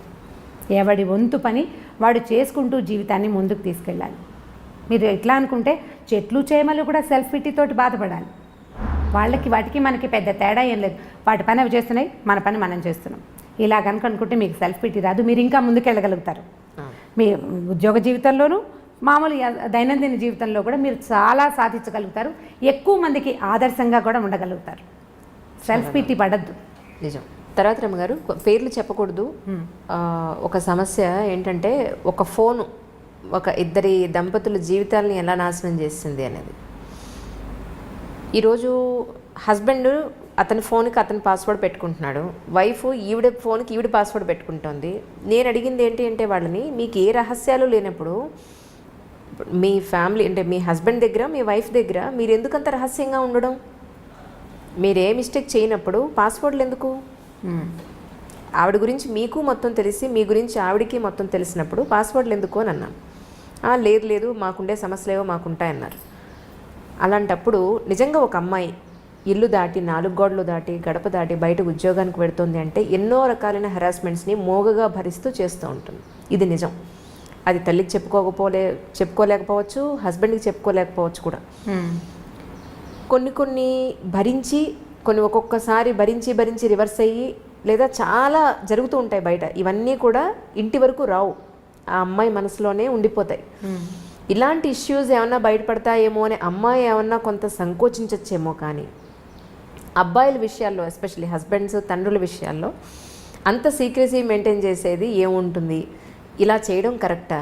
ఒక ఫోన్ ఇద్దరి జీవితాలు నాశనం చేస్తోంది అంజలి, ఈ విషయంలో ఎలా చేస్తే బాగుంటుంది అని అడగమన్నారు. ఫోన్లు అంటే మూలాలకు వెళ్ళాలి కదా మనం. ఇప్పుడు ఇదివరకటి ఇంత అవకాశాలు లేవు కదా అంజలి. ఇప్పుడు వర్క్ చేస్తారు, వర్క్ ప్లేస్లో రకరకాల స్నేహాలు ఉంటాయి. ఇళ్లల్లో కంటే ఆఫీసుల్లో హెచ్చుగా స్పెండ్ చేస్తున్నారు, ఆడగాని మొగగాని. ఇంటికి వచ్చాక ఏం చేస్తాము, రాత్రి 9కి ఇల్లు చేరితే ఏదో తిండి తింటారు, ఒక అరగంట 2 గంట ఏదైనా అప్పుడు కూడా ఫోన్లో ల్యాప్టాప్లో తెరిచి ఏదో ఆఫీస్ పనో ఇంకోటో చేస్తారు, పడుకుంటారు. తెల్లారులు వచ్చేసరికల్లా ఎవరి పరుగు వాళ్ళదే. ఇప్పుడు సంసార జీవితాలు అతి చిన్నవిగాను, ఉద్యోగ జీవితాలు అతి పెద్దవిగాను ఉన్నాయి. వీళ్ళకి రకరకాల స్నేహాలు, రకరకాల ప్రలోభాలు, రకరకాల ఆకర్షణలు, ఇప్పుడు ప్రతివాడు అందులోంచి బయటపడి దాన్ని దగ్గరికి రానివ్వకుండా చేసి కంట్రోల్ చేసుకోగలిగే అవకాశం అందరికీ ఉండదు. ఎవడి ప్రలోభం వాడిది. ఇప్పుడు వీక్ మూమెంట్స్ అనేవి ఇదివరకు పాత రోజులైతే జీవితానికి 1-2 ఉండేవి. ఇప్పుడు ఎవ్రీడే ఒక వీక్ మూమెంట్ ఉంటుంది. ప్రతిరోజు ఏదో ఒక వీక్ మూమెంట్ ఉంటుంది. ఎందుకంటే నేను వీడిని పట్టి లాగేవి, వెనకాల పట్టుకోగలిగే బంధాలు కొంచెం తక్కువ అవుతున్నాయని అనిపిస్తుంది. మానసికంగా లేవు. మానసికమైన బంధాలు దృఢత్వం లేకపోవటం వల్ల వీళ్ళు ప్రలోభపడడానికి హెచ్చుగా అవకాశం కనిపిస్తోంది. ఇప్పుడు ఆడవాళ్ళు మగవాళ్ళు కూడా. ఇందులో మగవాళ్ళు ఇలా చేస్తున్నారు, ఆడవాళ్ళు చేయటం లేదని మీరు అనుకోకండి. నేను ఫెమినిజంకి నేను బాగా వ్యతిరేకిని. ఎందుకంటే ఇప్పుడు ఆడవాళ్ళు ఏం చేయట్లేదు, ప్రతిసారి ఆడవాళ్ళే విక్టిమ్స్గా లేరు. ఏం లేరు. మన పేపర్ తెరిస్తే ఇప్పుడు వాళ్ళు దుర్మార్గులుగానే కనిపిస్తున్నారు, వీళ్ళు దుర్మార్గులుగానే కనిపిస్తున్నారు. సొంత పిల్లల్ని చంపేస్తున్న వాళ్ళు, పావుల్లాగా పెట్టిన గుడ్లని మింగేసేవాళ్ళు ఎంతమంది ఉన్నారు. మంచి అటు ఇటు కూడా ఉంది, చెడు కూడా ఉంది. ఇదివరకు కొద్దిగా తక్కువ ఉండేది పాత రోజుల్లో. ఇప్పుడు విశృంఖలత పెరిగింది. పిల్లలే కాదు, పెద్దవాళ్ళు కూడా దీనికి ఏమి అతీతులు కాదు. ఇప్పుడు ఇలాంటివి మీరు చెప్పినట్టు ఫోన్ కనుక వీరి మధ్యలో ఉంటే ఈ బంధాన్ని బలపరచుకోవడానికి మనం ఏదైనా ట్రై చేయాలి. ఇప్పుడు గొడవ వచ్చింది, ఏదో ఫోన్ వల్లే అనుకుందాము, సెపరేషన్కి దారి తీస్తుంది ఇది. అవును, ఫోన్ని సెపరేట్ అవుతావు, తర్వాత ఏం చేస్తావు? ఈ ప్రలోభం లేని మనుషులు ఉన్నారా ఇప్పుడు లోకంలో? లేరు కదా. సో దీన్ని తెలుసుకుని వదిలిపెట్టేయండి. దాన్ని వదిలించడానికి ప్రయత్నం చేయండి. మాట్లాడుకోండి. మాట్లాడాల్సిందే తప్పిస్తే రెండో దారి లేదు. ఇప్పుడు దీనికి ఎన్ని రకాల కారణాలు ఉంటాయో. వీళ్ళిద్దరికీ ఫ్రెండ్షిప్ సరైనది లేకపోవటం, వైఫ్ అండ్ హస్బెండ్కి సరైన సెన్సిటివిటీ, సాన్నిహిత్యం లేకపోవటం. ఫ్రెండ్షిప్ ఉండటం వేరు, సాన్నిహిత్యం ఉండటం వేరు కదా. భార్యాభర్త ఓన్లీ ఫ్రెండ్స్గా ఉండరు. సన్నిహితంగా ఉంటేనే మన మధ్య బంధం బలపడేందుకు అవకాశం ఉంటుంది. ఇప్పుడు ఇది కూడా తక్కువగా ఉంది. మధ్యలో పిల్లలు, లేకపోతే ఉద్యోగాలు, అది కూడా కాకపోతే ఈగోస్ రకరకాలు. వాళ్ళకో రకం, వీళ్ళకో రకం. ఇద్దరు ఒకే ప్రొఫెషన్లో ఉంటే ఓ రకము, చెరుకో ప్రొఫెషన్లో ఉంటే ఇంకో రకము. సంపాదనల్లో హెచ్చుతగ్గులు, తారతమ్యాలు. వాటి వల్ల ఏమవుతుంది, మనం మనుషులము, కలిసి ఉండటానికి పెళ్లి చేసుకున్నాము, కలిసి ముందుకెళ్దాము అనే అవగాహన ఉండటం లేదు ఆడమగకి కూడా. ఎంతసేపు నేను అనేదానికి పెద్ద పీట వేస్తున్నాం. పాత రోజుల్లో కుటుంబం అంటే మేము, మా వాళ్ళు అనేవాళ్ళం కదా. ఒక గుంపు, చిన్న చిన్న గుంపులుగా ఉండేవాళ్ళం. ఈ గుంపు మనము అనేది ఉండేది. క్రమంగా నేను, నా భార్య, నా పిల్లలు వచ్చింది. పెద్ద గుంపు నుంచి చిన్న చిన్న గుంపులు విడిపోయాం మనం. ఓ భర్త, భార్య, భర్త, ఓ 10 మంది పిల్లలు అనుకోండి. ఈ 10 మంది పిల్లల్లో మళ్ళీ సెపరేషన్ వచ్చింది. ఒక భార్య, ఓ భర్త, 1 or 2 పిల్లలు, నేను, నా పెళ్ళాము, నా పిల్లలు. ఇప్పుడు ఇది కూడా పోయి నేను అనేది వచ్చేసింది.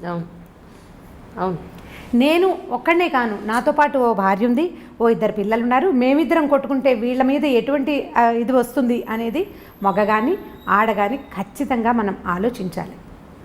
పోనీ నువ్వేదో ప్రలోభపడ్డావు, నీకేదో స్నేహాలు ఉన్నాయి, ఏవో ఆకర్షణలు ఉన్నాయి, వీటి వల్ల సంసార జీవితం ఇబ్బందుల్లో పడితే పిల్లలతో పాటు మన పేరెంట్స్, ఆ అమ్మాయి పేరెంట్స్ వీళ్ళు కూడా ఇబ్బంది పడతారు అనే ఆలోచనలు కొంచెం తక్కువగా ఉంటున్నాయి. ప్రధానమైనది ఏంటంటే నేను అనే దానికి పెద్దపీట వేయటం మనం మానేయాలి.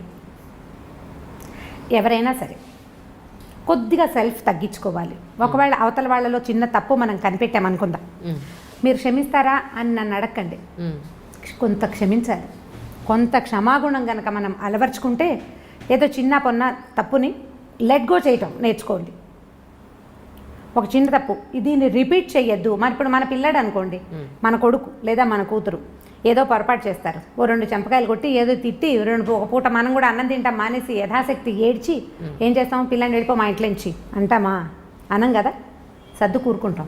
దాన్ని బ్రెయిన్లో ఒక పక్కన ఎక్కడో చుక్కలాగా పెట్టుకుంటాం, దాన్ని దాచిపెడతాం. నలుగురు ముందు మా అబ్బాయి ఇలా చేశాడని చెప్తారా మీరు? చెప్పరు, దాచిపెడతారు. మీరు అలాంటి క్షమాగుణం ఆడ మగ అలవర్చుకుంటే కనుక కొంచెం పర్వాలేదేమో అని అనిపిస్తుంది. నీకు తెలిస్తే చాలా ఆగట్లేదు, ఉద్వేగం కష్టంగా ఉంది లోపల, వీడు నన్ను చీట్ చేశాడు లేదా ఇది నన్ను చీట్ చేసిందని మీకు అనిపిస్తోంది, కష్టం కడుపులో.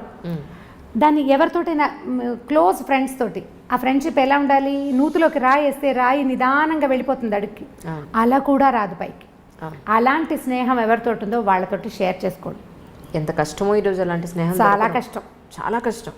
మనం ఒక మాట చెప్తే దానికి చిలవలు పలవలు చేసేసి దానికి ఇంకా మసాలా యాడ్ చేసి మళ్ళీ ఎక్కడెక్కడి నుంచో మళ్ళీ తిరిగి మనకే వస్తుంది. అవును, మనం చెప్పిన ఒక సెంటెన్స్ 100 రకాల సెంటెన్సులుగా మన దగ్గరకు వస్తుంది. అవును, దీనికి ప్రయత్నం చేసి చూడండి. ఒకసారి లెట్ గో చేయటం వల్ల, క్షమించటం వల్ల మీకు లైఫ్ ఈజీ అవుతుంది. ఈ సమస్యలు వస్తున్నాయి, ఉన్నాయి, ఇంటింటా ఉన్నాయి. ఏదో 10 ఇళ్ళకి ఒకటి కాకుండా ఆల్టర్నేట్ ఇళ్లలో కూడా కనిపిస్తుంది. ఎవరిని కదిపినా ప్రతిసారి ఇవి ఉంటూనే ఉంటాయి. కొన్ని సంసారాలు అవి ఉన్నా కూడా వాళ్ళు సజావుగా పోతున్నారంటే మనకేమనిపిస్తుంది అంటే లేటెస్ట్ భావజాలంతో, అంటే ఈ తరపు భావజాలానికి నేనైతే ఇలా చేయను, వాడు నన్ను మోసం చేస్తే వాడిని తీసి అవతల పారేయాలి. ఎంతమందిని తీసి పారేయగలం మనం కదా?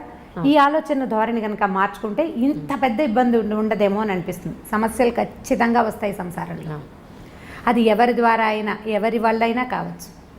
అది మరీ పెద్దది అనుకోండి, క్షమించేసి తలోగ్యం ఉండమని నేను చెప్పను, కానీ చిన్న వాటిని వదిలేయచ్చు. పిల్లల్లో చిన్న చిన్న తప్పులు మనం క్షమిస్తాం కదా, అట్లా పార్ట్నర్లో తప్పులు కూడా మనం క్షమించగలిగితే, కొద్దిగా చూసి చూడనట్టు ఊరుకుంటే, మాట్లాడకుండా చూసి చూడనట్టు ఊరుకున్నామంటే వాళ్ళు రెచ్చిపోయే అవకాశం ఉంది. మొదటే మాట్లాడుకుని అది మనం సర్దుకుని చూద్దాం కొంతకాలం పాటు. అప్పుడు కూడా ఏమీ సర్దుబాటు అవ్వలేదనుకోండి, అప్పటి సంగతి అప్పుడు చూడొచ్చు. ముందు కొన్ని రోజులు నడుస్తాయి, ఈ లోపల మన పిల్లలు కొంచెం పెరుగుతూ ఉంటారు. పిల్లల వల్ల కూడా కొంత మార్పు రావడానికి అవకాశం ఉంటుంది. కానీ దీనికి ఇదే మార్గం, ఇంకా రెండో మార్గం లేదు, ఇంకేం చేయలేం మనం. దీన్ని స్క్రూటినీ చేయటం వల్ల మనకు వచ్చే ఉపయోగం ఏమీ ఉండదని నేను ప్రగాఢంగా విశ్వసిస్తాను. ఈ విషయాన్ని ప్రధానంగా కడుపులో దాచుకోలేకపోతాం, కష్టంగా ఉంటుంది. దాన్ని షేర్ చేయటమే. లేదా మనకు ఒక పాత మెథడ్ ఉందండి, ఒక మంచి పలక బలపం కొనుక్కోండి, చక్కటిది, బాగా రాయాలి అది. అప్పుడు దాకా పలక మీద మీకు తెలుగు వస్తే తెలుగులో మీకు నోటికి వచ్చినన్ని తిట్లు రాసుకోండి, తర్వాత పలక చెరిపేయండి.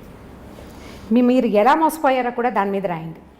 ఒకసారి రాస్తే ఖర్చు తీరలేదు అనుకోండి, 2-3 సార్లు రాయండి. తర్వాత మీకు రాయటం పట్ల విసుకొస్తుంది. మొదట రాసిన సెంటెన్స్లు తర్వాత మీరు రాయలేకపోతారు. మెల్లిగా లోపలున్న కచ్చ తగ్గిపోతుంది. నాకు ప్రాక్టికల్గా తెలిసేది. మా ఇంట్లో 2-3 పలకలు ఉన్నాయి. So nice. పేపర్ మీద రాస్తే ఉండిపోతుంది, పలకైతే చెరిపేయచ్చు. పలకలకి ఇప్పుడు బాగా డిమాండ్ రావాలి. పలకలు మీరు బోర్డు మీద రాయాలనుకోండి, ఎక్కడో నిలబడి రాయాలి. పలకేముంది, బాత్రూంలో కమ్మోడ్ మీద కూర్చొని కూడా రాసేసుకోవచ్చు ధారాళంగా. మీకు ఎంత కోపం ఉందో అంత కోపాన్ని ఒకసారి రాయండి. రెండోసారి అవే వాక్యాలు మీరు ఖచ్చితంగా రాయలేరు. నోటితో చెప్పామనుకోండి మాటలు పెరిగిపోతాయి అంజలి, మాటలు పెరిగిపోతాయి. ఎందుకంటే నాలుకకి ఎంత పదునుంటుందంటే ప్రతి వాడిన కొందికి పదును పెరుగుతుంది, వాడిన కొందికి తిట్లు వస్తాయి. మనం చూడండి, అబ్యూజివ్ లాంగ్వేజ్ వచ్చేస్తుంది. మంచి భాష రాదు. క్రమంగా మనం ఒకళ్ళ గురించి చెడ్డగా చెప్పామనుకోండి, 10 సెంటెన్సులు మొదటి చెవికి చేరితే రెండో చెవికి చేరేటప్పుడు 12 అవుతాయి. 10 చెవులు మారేసరికి 100-150 అవుతాయి. చివరికి అందులో నానా గోత్రాలు అన్ని తప్పులు కూడా ఉండొచ్చు, ఒక్క నిజం ఉండదు. అదే మనం రాసామనుకోండి, మనకి ప్రధానమైంది చేతికి బ్రెయిన్కి అంత సింక్రనైజేషన్ ఉండదు ఎవరికైనాను. కొన్నిసార్లే రాస్తాం, అన్నిసార్లు రాయలేకపోతాం. పలక కొనుక్కోండి, మీరు ఎవరినైనా క్షమించగలరు, నాది హామీ. అంతే. ఇప్పుడు నమ్మకమే ప్రేమ అంటున్నారు, నమ్మకం లేని చోట ప్రేమ ఉండదు అంటున్నారు. అది కన్న పిల్లల దగ్గరైనా చేసుకున్న హస్బెండ్ దగ్గరైనా ఏ ఇద్దరి సంబంధాల మధ్యలో నమ్మకమే ప్రేమ అని అంటున్నారు. ఒక ఫోన్ చూస్తే కానీ ఒక మనిషి క్యారెక్టర్ తెలియజేయలేకపోతున్నాం ఈ రోజున. ఒక హస్బెండ్ అయినా వైఫ్ అయినా పైకున్న ఆహార్యాన్ని బట్టో చక్కగా పద్ధతిగా ఉంది అని అనుకోవడానికి లేదు ఈ రోజున. లేదు, వాళ్ళ ఫోన్ చూస్తే వాళ్ళు ఏమిటో అర్థమవుతుంది అని అనుకునే స్టేజ్ వచ్చేసింది ఈ రోజున. సో ఇలాంటి పరిస్థితుల్లో మరి అసలు వీళ్ళు ఏం చేస్తున్నారు అని మన పిల్లల ఫోన్లు తీసుకుని మనం చూడకపోతే వాళ్ళు ఏంటో తెలియదు. తీరా చూస్తే మమ్మల్ని అనుమానిస్తున్నావా అంటారు. నిజంగా ప్రేమిస్తే మమ్మల్ని ఎందుకు అనుమానిస్తున్నావు అనే క్వశ్చన్ మళ్ళీ వాళ్ళ నుంచి. తల్లిగా, వైఫ్గా మన భర్త ఏం చేస్తున్నాడు అనేది ఒక ఐవేస్ చూడకుండా, మన పిల్లలు ఏం చేస్తున్నారు అనేది ఒక ఐవేస్ చూడకుండా, అనుమానం అని కాదు, మన జీవితం, మన పిల్లలు, జాగ్రత్త అనేది ప్రతి విషయంలోనూ ఉండాలి. ఒక వస్తువు కొనేటప్పుడే ఈ వస్తువుని ఎలా తోమితే దీని 10 కాలాల పాటు మన దగ్గర ఉంటుంది, ఎక్కడ పెడితే ఇది పగిలిపోకుండా ఉంటుంది అనేది ఆలోచించినప్పుడు మన కన్న పిల్లల్ని జాగ్రత్తగా చూసుకోవాలి, మన పద్ధతిగా పెంచి వాళ్ళని, ఒక అమ్మాయి అయితే ఒక 5 చేతులను, అబ్బాయి అయితే పద్ధతిగా పెంచాలను అనుకుంటాం, ప్రతి తల్లిదండ్రులు అనుకుంటాం. అలాగే హస్బెండ్ విషయంలో ఏం జరుగుతుందో ఒకసారి చూద్దాం అనే దాంట్లో తప్ప మీ ఉద్దేశ ప్రకారం? చూస్తేనే కదా తెలుస్తున్నాయి, తెలిసినప్పుడే కదా మనం ఏదైనా కంట్రోల్ చేయగలం. చూడడమే తప్పంటే చూడడం తప్పు. అంటే దాన్ని ఇంకా పూర్తిగా చేసినా కూడా దాన్ని యాక్సెప్ట్ చేసేసి ఉండమని మీరు చెప్పడం. ఇప్పుడు దీని ఆన్సర్ మీరే చెప్పారు. ఒక వస్తువు కొనేటప్పుడు మనం చూస్తాం కదా, అన్ని విధాలా కనుక్కుంటాం. పైగా ఇప్పుడు నెట్లో అయితే మనం ఎన్ని స్టార్స్ వచ్చినాయి వాళ్ళ కామెంట్స్, దాని మీద ఏదో అంటారు కదా, రివ్యూస్ చూస్తాం. మనుషులకి రివ్యూస్ ఉంటాయా? పైగా వస్తువు ఏ విషయంతో తయారైంది, దేంతో తయారైంది మనకి క్లియర్గా తెలుస్తాయి. మనుషులు రకరకాల సంఘటనల ద్వారా వీళ్ళ పెంపకం జరుగుతుంది. ఒక అమ్మ నాన్న మట్టి ముద్దల్లాగా ఒక కుండను తయారు చేసినట్టు, బొమ్మను తయారు చేసినట్టు చెయ్యరు ఆ పిల్లల్ని. మనం పెంచడం మొదలు పెడతాం. ఎంత ఒక 3 ఏళ్ల దాకా ఇంచుమించుగా మనలాంటివే, మనం పెట్టిన అన్నమే, మనం పెట్టిన పెరుగన్నమే, మన వాడికి నచ్చినా నచ్చకపోయినా ఏడుస్తూ చస్తూ బతుకుతూ పిల్లలు తినేస్తారు. వాడు స్కూల్కి వెళ్ళటం మొదలు పెట్టాక పక్కవాడు తెచ్చిన బెండకాయ వేపుడు చూసి వాడు చాలా బాగుందని వాడు అది తింట మొదలు పెడతాడు. తర్వాత వాళ్ళు ప్రపంచాన్ని తెలుసుకునేది మన ద్వారా కాదు. మనం కొన్ని విలువలు, కొన్ని అలవాట్లు, చాలా డబ్బు, శ్రమ ఇస్తాం పిల్లలకి. మీరైనా అంతే, మీ అమ్మా నాన్న కూడా మీకు అలాగే చేశారు కదా. ఇప్పుడు మీరు పెరిగింది వాళ్ళ వల్లే కాదు కదా, మిగిలిన ప్రపంచం అంతా చూసి పెరిగారు. ఇప్పుడు ఈ ప్రపంచంలో నువ్వు పెరిగిన దాంట్లో ఏమేమి ఉన్నాయి అనేది మీకు ఎలా తెలుస్తుంది? వస్తువు అయితే తెలుస్తుంది ఇందులో ఏముందో, మనుషుల్లో తెలియదు. కాబట్టి మనుషుల్ని మనుషులుగానే స్వీకరించాలి. వాడి లోపలికి వెళ్ళి ప్రతి లోతులో ఉన్నది తెలుసుకోవడానికి పుస్తకాలు కాదు కదా మనుషులు. మనం నిదానంగా తెలుసుకుంటాం. వాడి లోతు, వాడు చూపించని ఒక రహస్యం ఉందనుకోండి, భర్తలోనో భార్యలోనో, ఆ రహస్యాన్ని రహస్యంగానే మనం ఎందుకు ఉండనివ్వకూడదు? పీప్ చేయటం వల్ల, ఇప్పుడు పీప్ చేయటం వల్ల అదే కంటిన్యూ అవుతుందిగా. లేదా అడగండి. ఇప్పుడు అడగడం అంటే ఇప్పుడు ఎలా ఉంటుందంటే, ఇది ఊరికే ఒక సెంటెన్స్గా అయిపోదు అంజలి. ఇవాళ నువ్వు ఫోన్ చూసావు, భర్తది, ఒక అమ్మాయి భర్త ఫోన్ చూసింది, ఇవాళ ఒక రోజుతోటి ఆగదు, రేపు కూడా చూడాలనిపిస్తుంది. ఇవాళ మాట్లాడావు నీ ఫోన్లో, వాళ్ళు ఎవరో ఫోన్ నెంబర్లోనే నువ్వు ఎందుకు చేసావు, మాట్లాడాము, పోట్లాడుకున్నావు, సరిపోయింది. 10 రోజుల తర్వాత ఫోన్ అక్కడ కనపడితే బుద్ధి, చెయ్యి 2 దాని మీదకే వెళ్తాయి. అవును. ఈ చూడడం మొదలు పెడితే నువ్వు ఎప్పుడూ చూస్తూనే ఉంటావు. నువ్వు ఏం చేసి ఎంతసేపు శోధించి వాడిని నీతో ఉంచుకోవాల్సిన పని ఏమిటి? అనుక్షణం శోధిస్తున్నప్పుడు ఎందుకు వాళ్ళు నీతో ఉండటం? నువ్వు అనుక్షణం అనుమానిస్తున్నట్టే. మొదటిసారి అనుమానంగా ఉండదు, నువ్వు క్యాజువల్గా చూస్తావు, తర్వాత అది అనుమానం అని అనాలి. ఇప్పుడు ఎంతసేపు అనుమానిస్తూ అతన్ని నీతోనే నువ్వు ఎందుకు ఉంచుకోవాలి? అనుమానించి, ప్రశ్నించి, పోట్లాడి, దాని మీద ఏదో ఒక రిజల్యూషన్ ఒకటి సాధించి, తర్వాత మళ్ళీ 10 రోజుల పైక మళ్ళీ ఫోన్ కనపడంగానే మన బుద్ధి దాని మీదకే వెళ్తుంది. ఏం చేస్తున్నారో వీళ్ళు నేను లేనప్పుడు అని అనిపిస్తూ ఉంటుంది. అసలు ఈ ఆలోచనే సరైంది కాదని నేను భావిస్తాను. పిల్లల విషయం అనుకోండి, పిల్లాడు అనుకుందాం, పిల్లవాడికి ఇప్పుడు వాడు ఏం కొత్తది చేస్తున్నారు అనేది మనం తెలుసుకోవాలి. నాకు ప్రైవసీ లేదంటే నువ్వు ఏదైనా కొంప ఉంచితే నేనే పడాలి కదరా అని చెప్పచ్చు. భర్తలతోటి మనం ఆ మాట అనగలుగుతామా? అనగలుగుతాం. అతను చీపో నువ్వు నాకు వద్దంటాడు, అప్పుడు పోనీ వీడు కాదని ఇంకొని చేస్తామా? పిల్లాడిని ఎలా చేయలేమో భర్తల్ని కూడా అలాగే చేయలేకపోతాం కదా. పోనీ మారుద్దాం అనుకుందాం, ఇప్పుడు మనకు అవకాశాలు ఉన్నాయి, మార్చేద్దాం అనుకుంటాం. ఎన్ని మారుస్తాము? ప్రతివాడు మనకి గుమ్మడికాయ ఇంత ముచ్చని దొరుకుతాడా? దొరకడు కదా. సో ఇప్పుడు ఇది తప్పనే తప్పదు. ఇప్పుడు మనం పీప్ చేసి వాళ్ళ లోతుల్ని శోధించి వాళ్ళ లోపల ఏముందో తెలుసుకోవాలి. నేను నీ కంపానియన్ కాబట్టి నీ మొత్తం రహస్యాలు నాకు తెలియాల్సిందేనన్నది కూడా ఒక రకమైన ఈగోయిస్టిక్ ప్రవర్తనగానే అనిపిస్తుంది మనకి. ఖచ్చితంగా తెలుసుకోవాలన్న ఉద్దేశం అంత సరైంది కాదేమో అని అనిపిస్తుంది. నువ్వు తెలుసుకుని నువ్వు సాధించేది ఏమీ లేదు, నువ్వేం సాధించలేకపోతావు. బాగా తెలుసుకున్నావు క్లియర్గా, ఖచ్చితంగా తెలుసు నీకు. అంత ఖచ్చితంగా అద్దం లాంటి మనస్తత్వం కలిగిన మగవాడికి కూడా వీక్ మూమెంట్ రావచ్చు, ఎక్కడో ఒక ప్రలోభం తగలచ్చు. ఆ ప్రలోభానికి కారణం మనలాంటి ఇంకొక ఆడదే కావచ్చు, లేకపోతే ఎవరైనా మగవాళ్ళు అవ్వచ్చు, ఎవరో అవ్వచ్చు, ఫ్రెండ్స్ అవ్వచ్చు, మనం చెప్పలేకపోతాం. ఇప్పుడు ఈ వీక్ మూమెంట్స్ అనేవి మనుషుల జీవితాల్లో ఉండటం సహజమేనా? మనం ఒప్పుకోవాలి కదా దానికి. కాదు, ప్రతివాడు శ్రీరామచంద్రుడిలాగా ఉండాలా? ఏ కాలం ఇది? ఇప్పుడున్న కాలం ఏమిటి? మనం ఎక్కడున్నాం ఇప్పుడు? అసలు ఇదివరకటి పద్ధతులే ఇప్పుడు లేవు కదా. ప్రతి వాళ్ళకి ప్రలోభాలు తప్పవు. ఈ లోతులు శోధించాలి అని కనుక పెట్టుకుంటే నువ్వు శోధిస్తూనే ఉంటావు. వదిలిపెడితే నువ్వు ఈ జీవితంలో ఏదైనా సాధిస్తావు, ఇంకోటి ఏదైనా. దీన్ని నువ్వు సాధించగలిగేది సుతరాము లేదు, ఇందులో ఏమీ లేదు. కనుక్కుని మనం ప్రయోజనం ఏం లేదు. సరే, ఇప్పుడు ఒక ప్రాక్టికల్ ఒక అమ్మాయి లైఫ్ కట్టే కొట్టే తెచ్చేలాగా చెప్తాను, మీకు దాని సొల్యూషన్ చెప్పండి. అలా అయితే ఆ అమ్మాయి విలేజ్ నుంచి మామూలు నార్మల్ బ్రాహ్మణ్ ఫ్యామిలీ నుంచి వచ్చి హైదరాబాదు పెళ్లి చేసుకుని హైదరాబాద్ వచ్చింది. ఆ అమ్మాయికి 2 పిల్లలు, వైఫ్ అండ్ హస్బెండ్స్కి 2 పిల్లలు. ఒకరోజు పిల్లలు తీసుకొచ్చి అమ్మాయి మామూలు చదువుకుండి, యూట్యూబ్ తెలియదు, నెట్ తెలియదు, ఏమీ తెలియదు, అమ్మాయికి నాలెడ్జ్ లేదు. ఆ అమ్మాయి మొగుడు ఫోన్ కూడా ఒక 20 సంవత్సరాలుగా ఏం జరుగుతుందో కూడా చూడాలని కూడా తెలియనంత అమాయకురాలు. పిల్లలు తీసుకొచ్చి ఫోను, ఇదిగొమ్మ నాన్న ఇవన్నీ చూస్తున్నారు అని చెప్పి పిల్లలు తీసుకొచ్చి వాళ్ళ నాన్న ఫోన్ చూపించారు. ఇది ఏమిటి, ఎలా చూస్తారని పిల్లల దగ్గర నుంచి నేర్చుకుంది ఆ తల్లి. చూసిన తర్వాత మొగుడిని పిలిచి అడిగింది, పిల్లలు చూపిస్తున్నారు ఇలా మీరు చూస్తున్నారని, ఇవి వాళ్ళు కూడా చూస్తున్నారు, మీరు ఈరోజు ఏం చూసారు, నిన్నేం చూసారు, గత 5 ఏళ్లుగా మీరు చూసేవన్నీ పిల్లలు కూడా చూస్తున్నారు, సో ఇలా మీరు చెయ్యొద్దు అని చెప్పింది.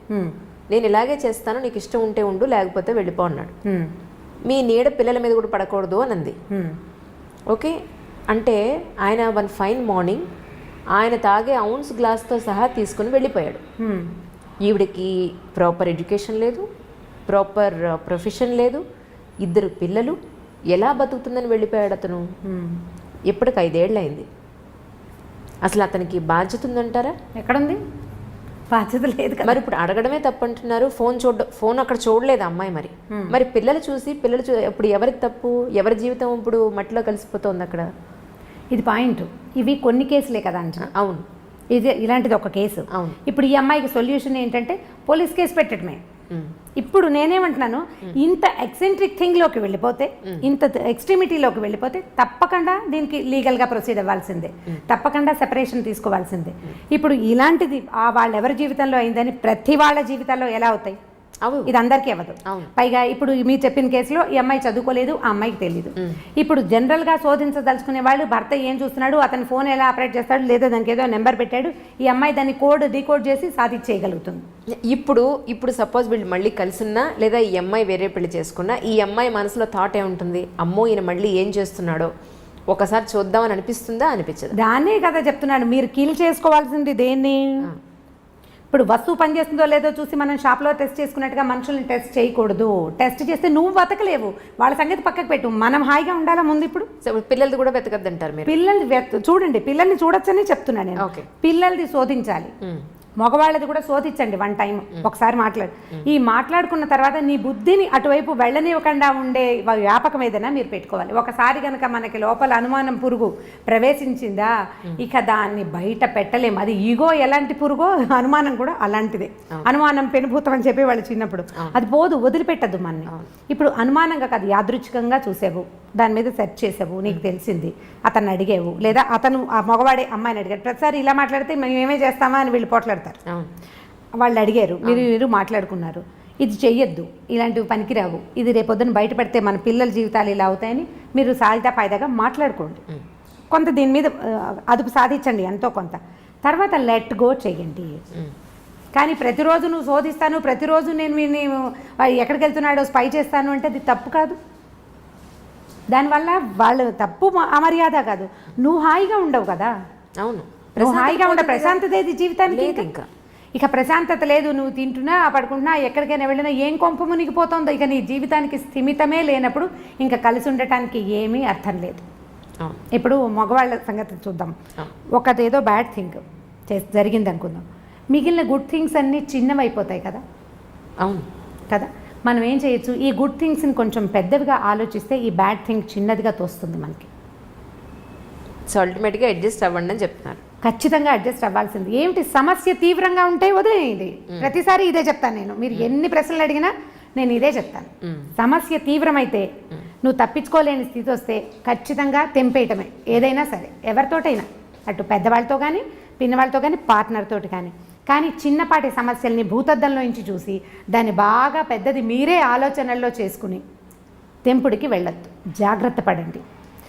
పోనీ నీ జీవితం, నీతో పాటు పిల్లలు ఉన్నారనుకోండి, పిల్లలుంటే మరి వీళ్ళని సరిగ్గా తీసుకెళ్ళాలా, వీళ్ళకు కూడా జీవితం మీద అనుమానం కలుగుతుంది కదమ్మా.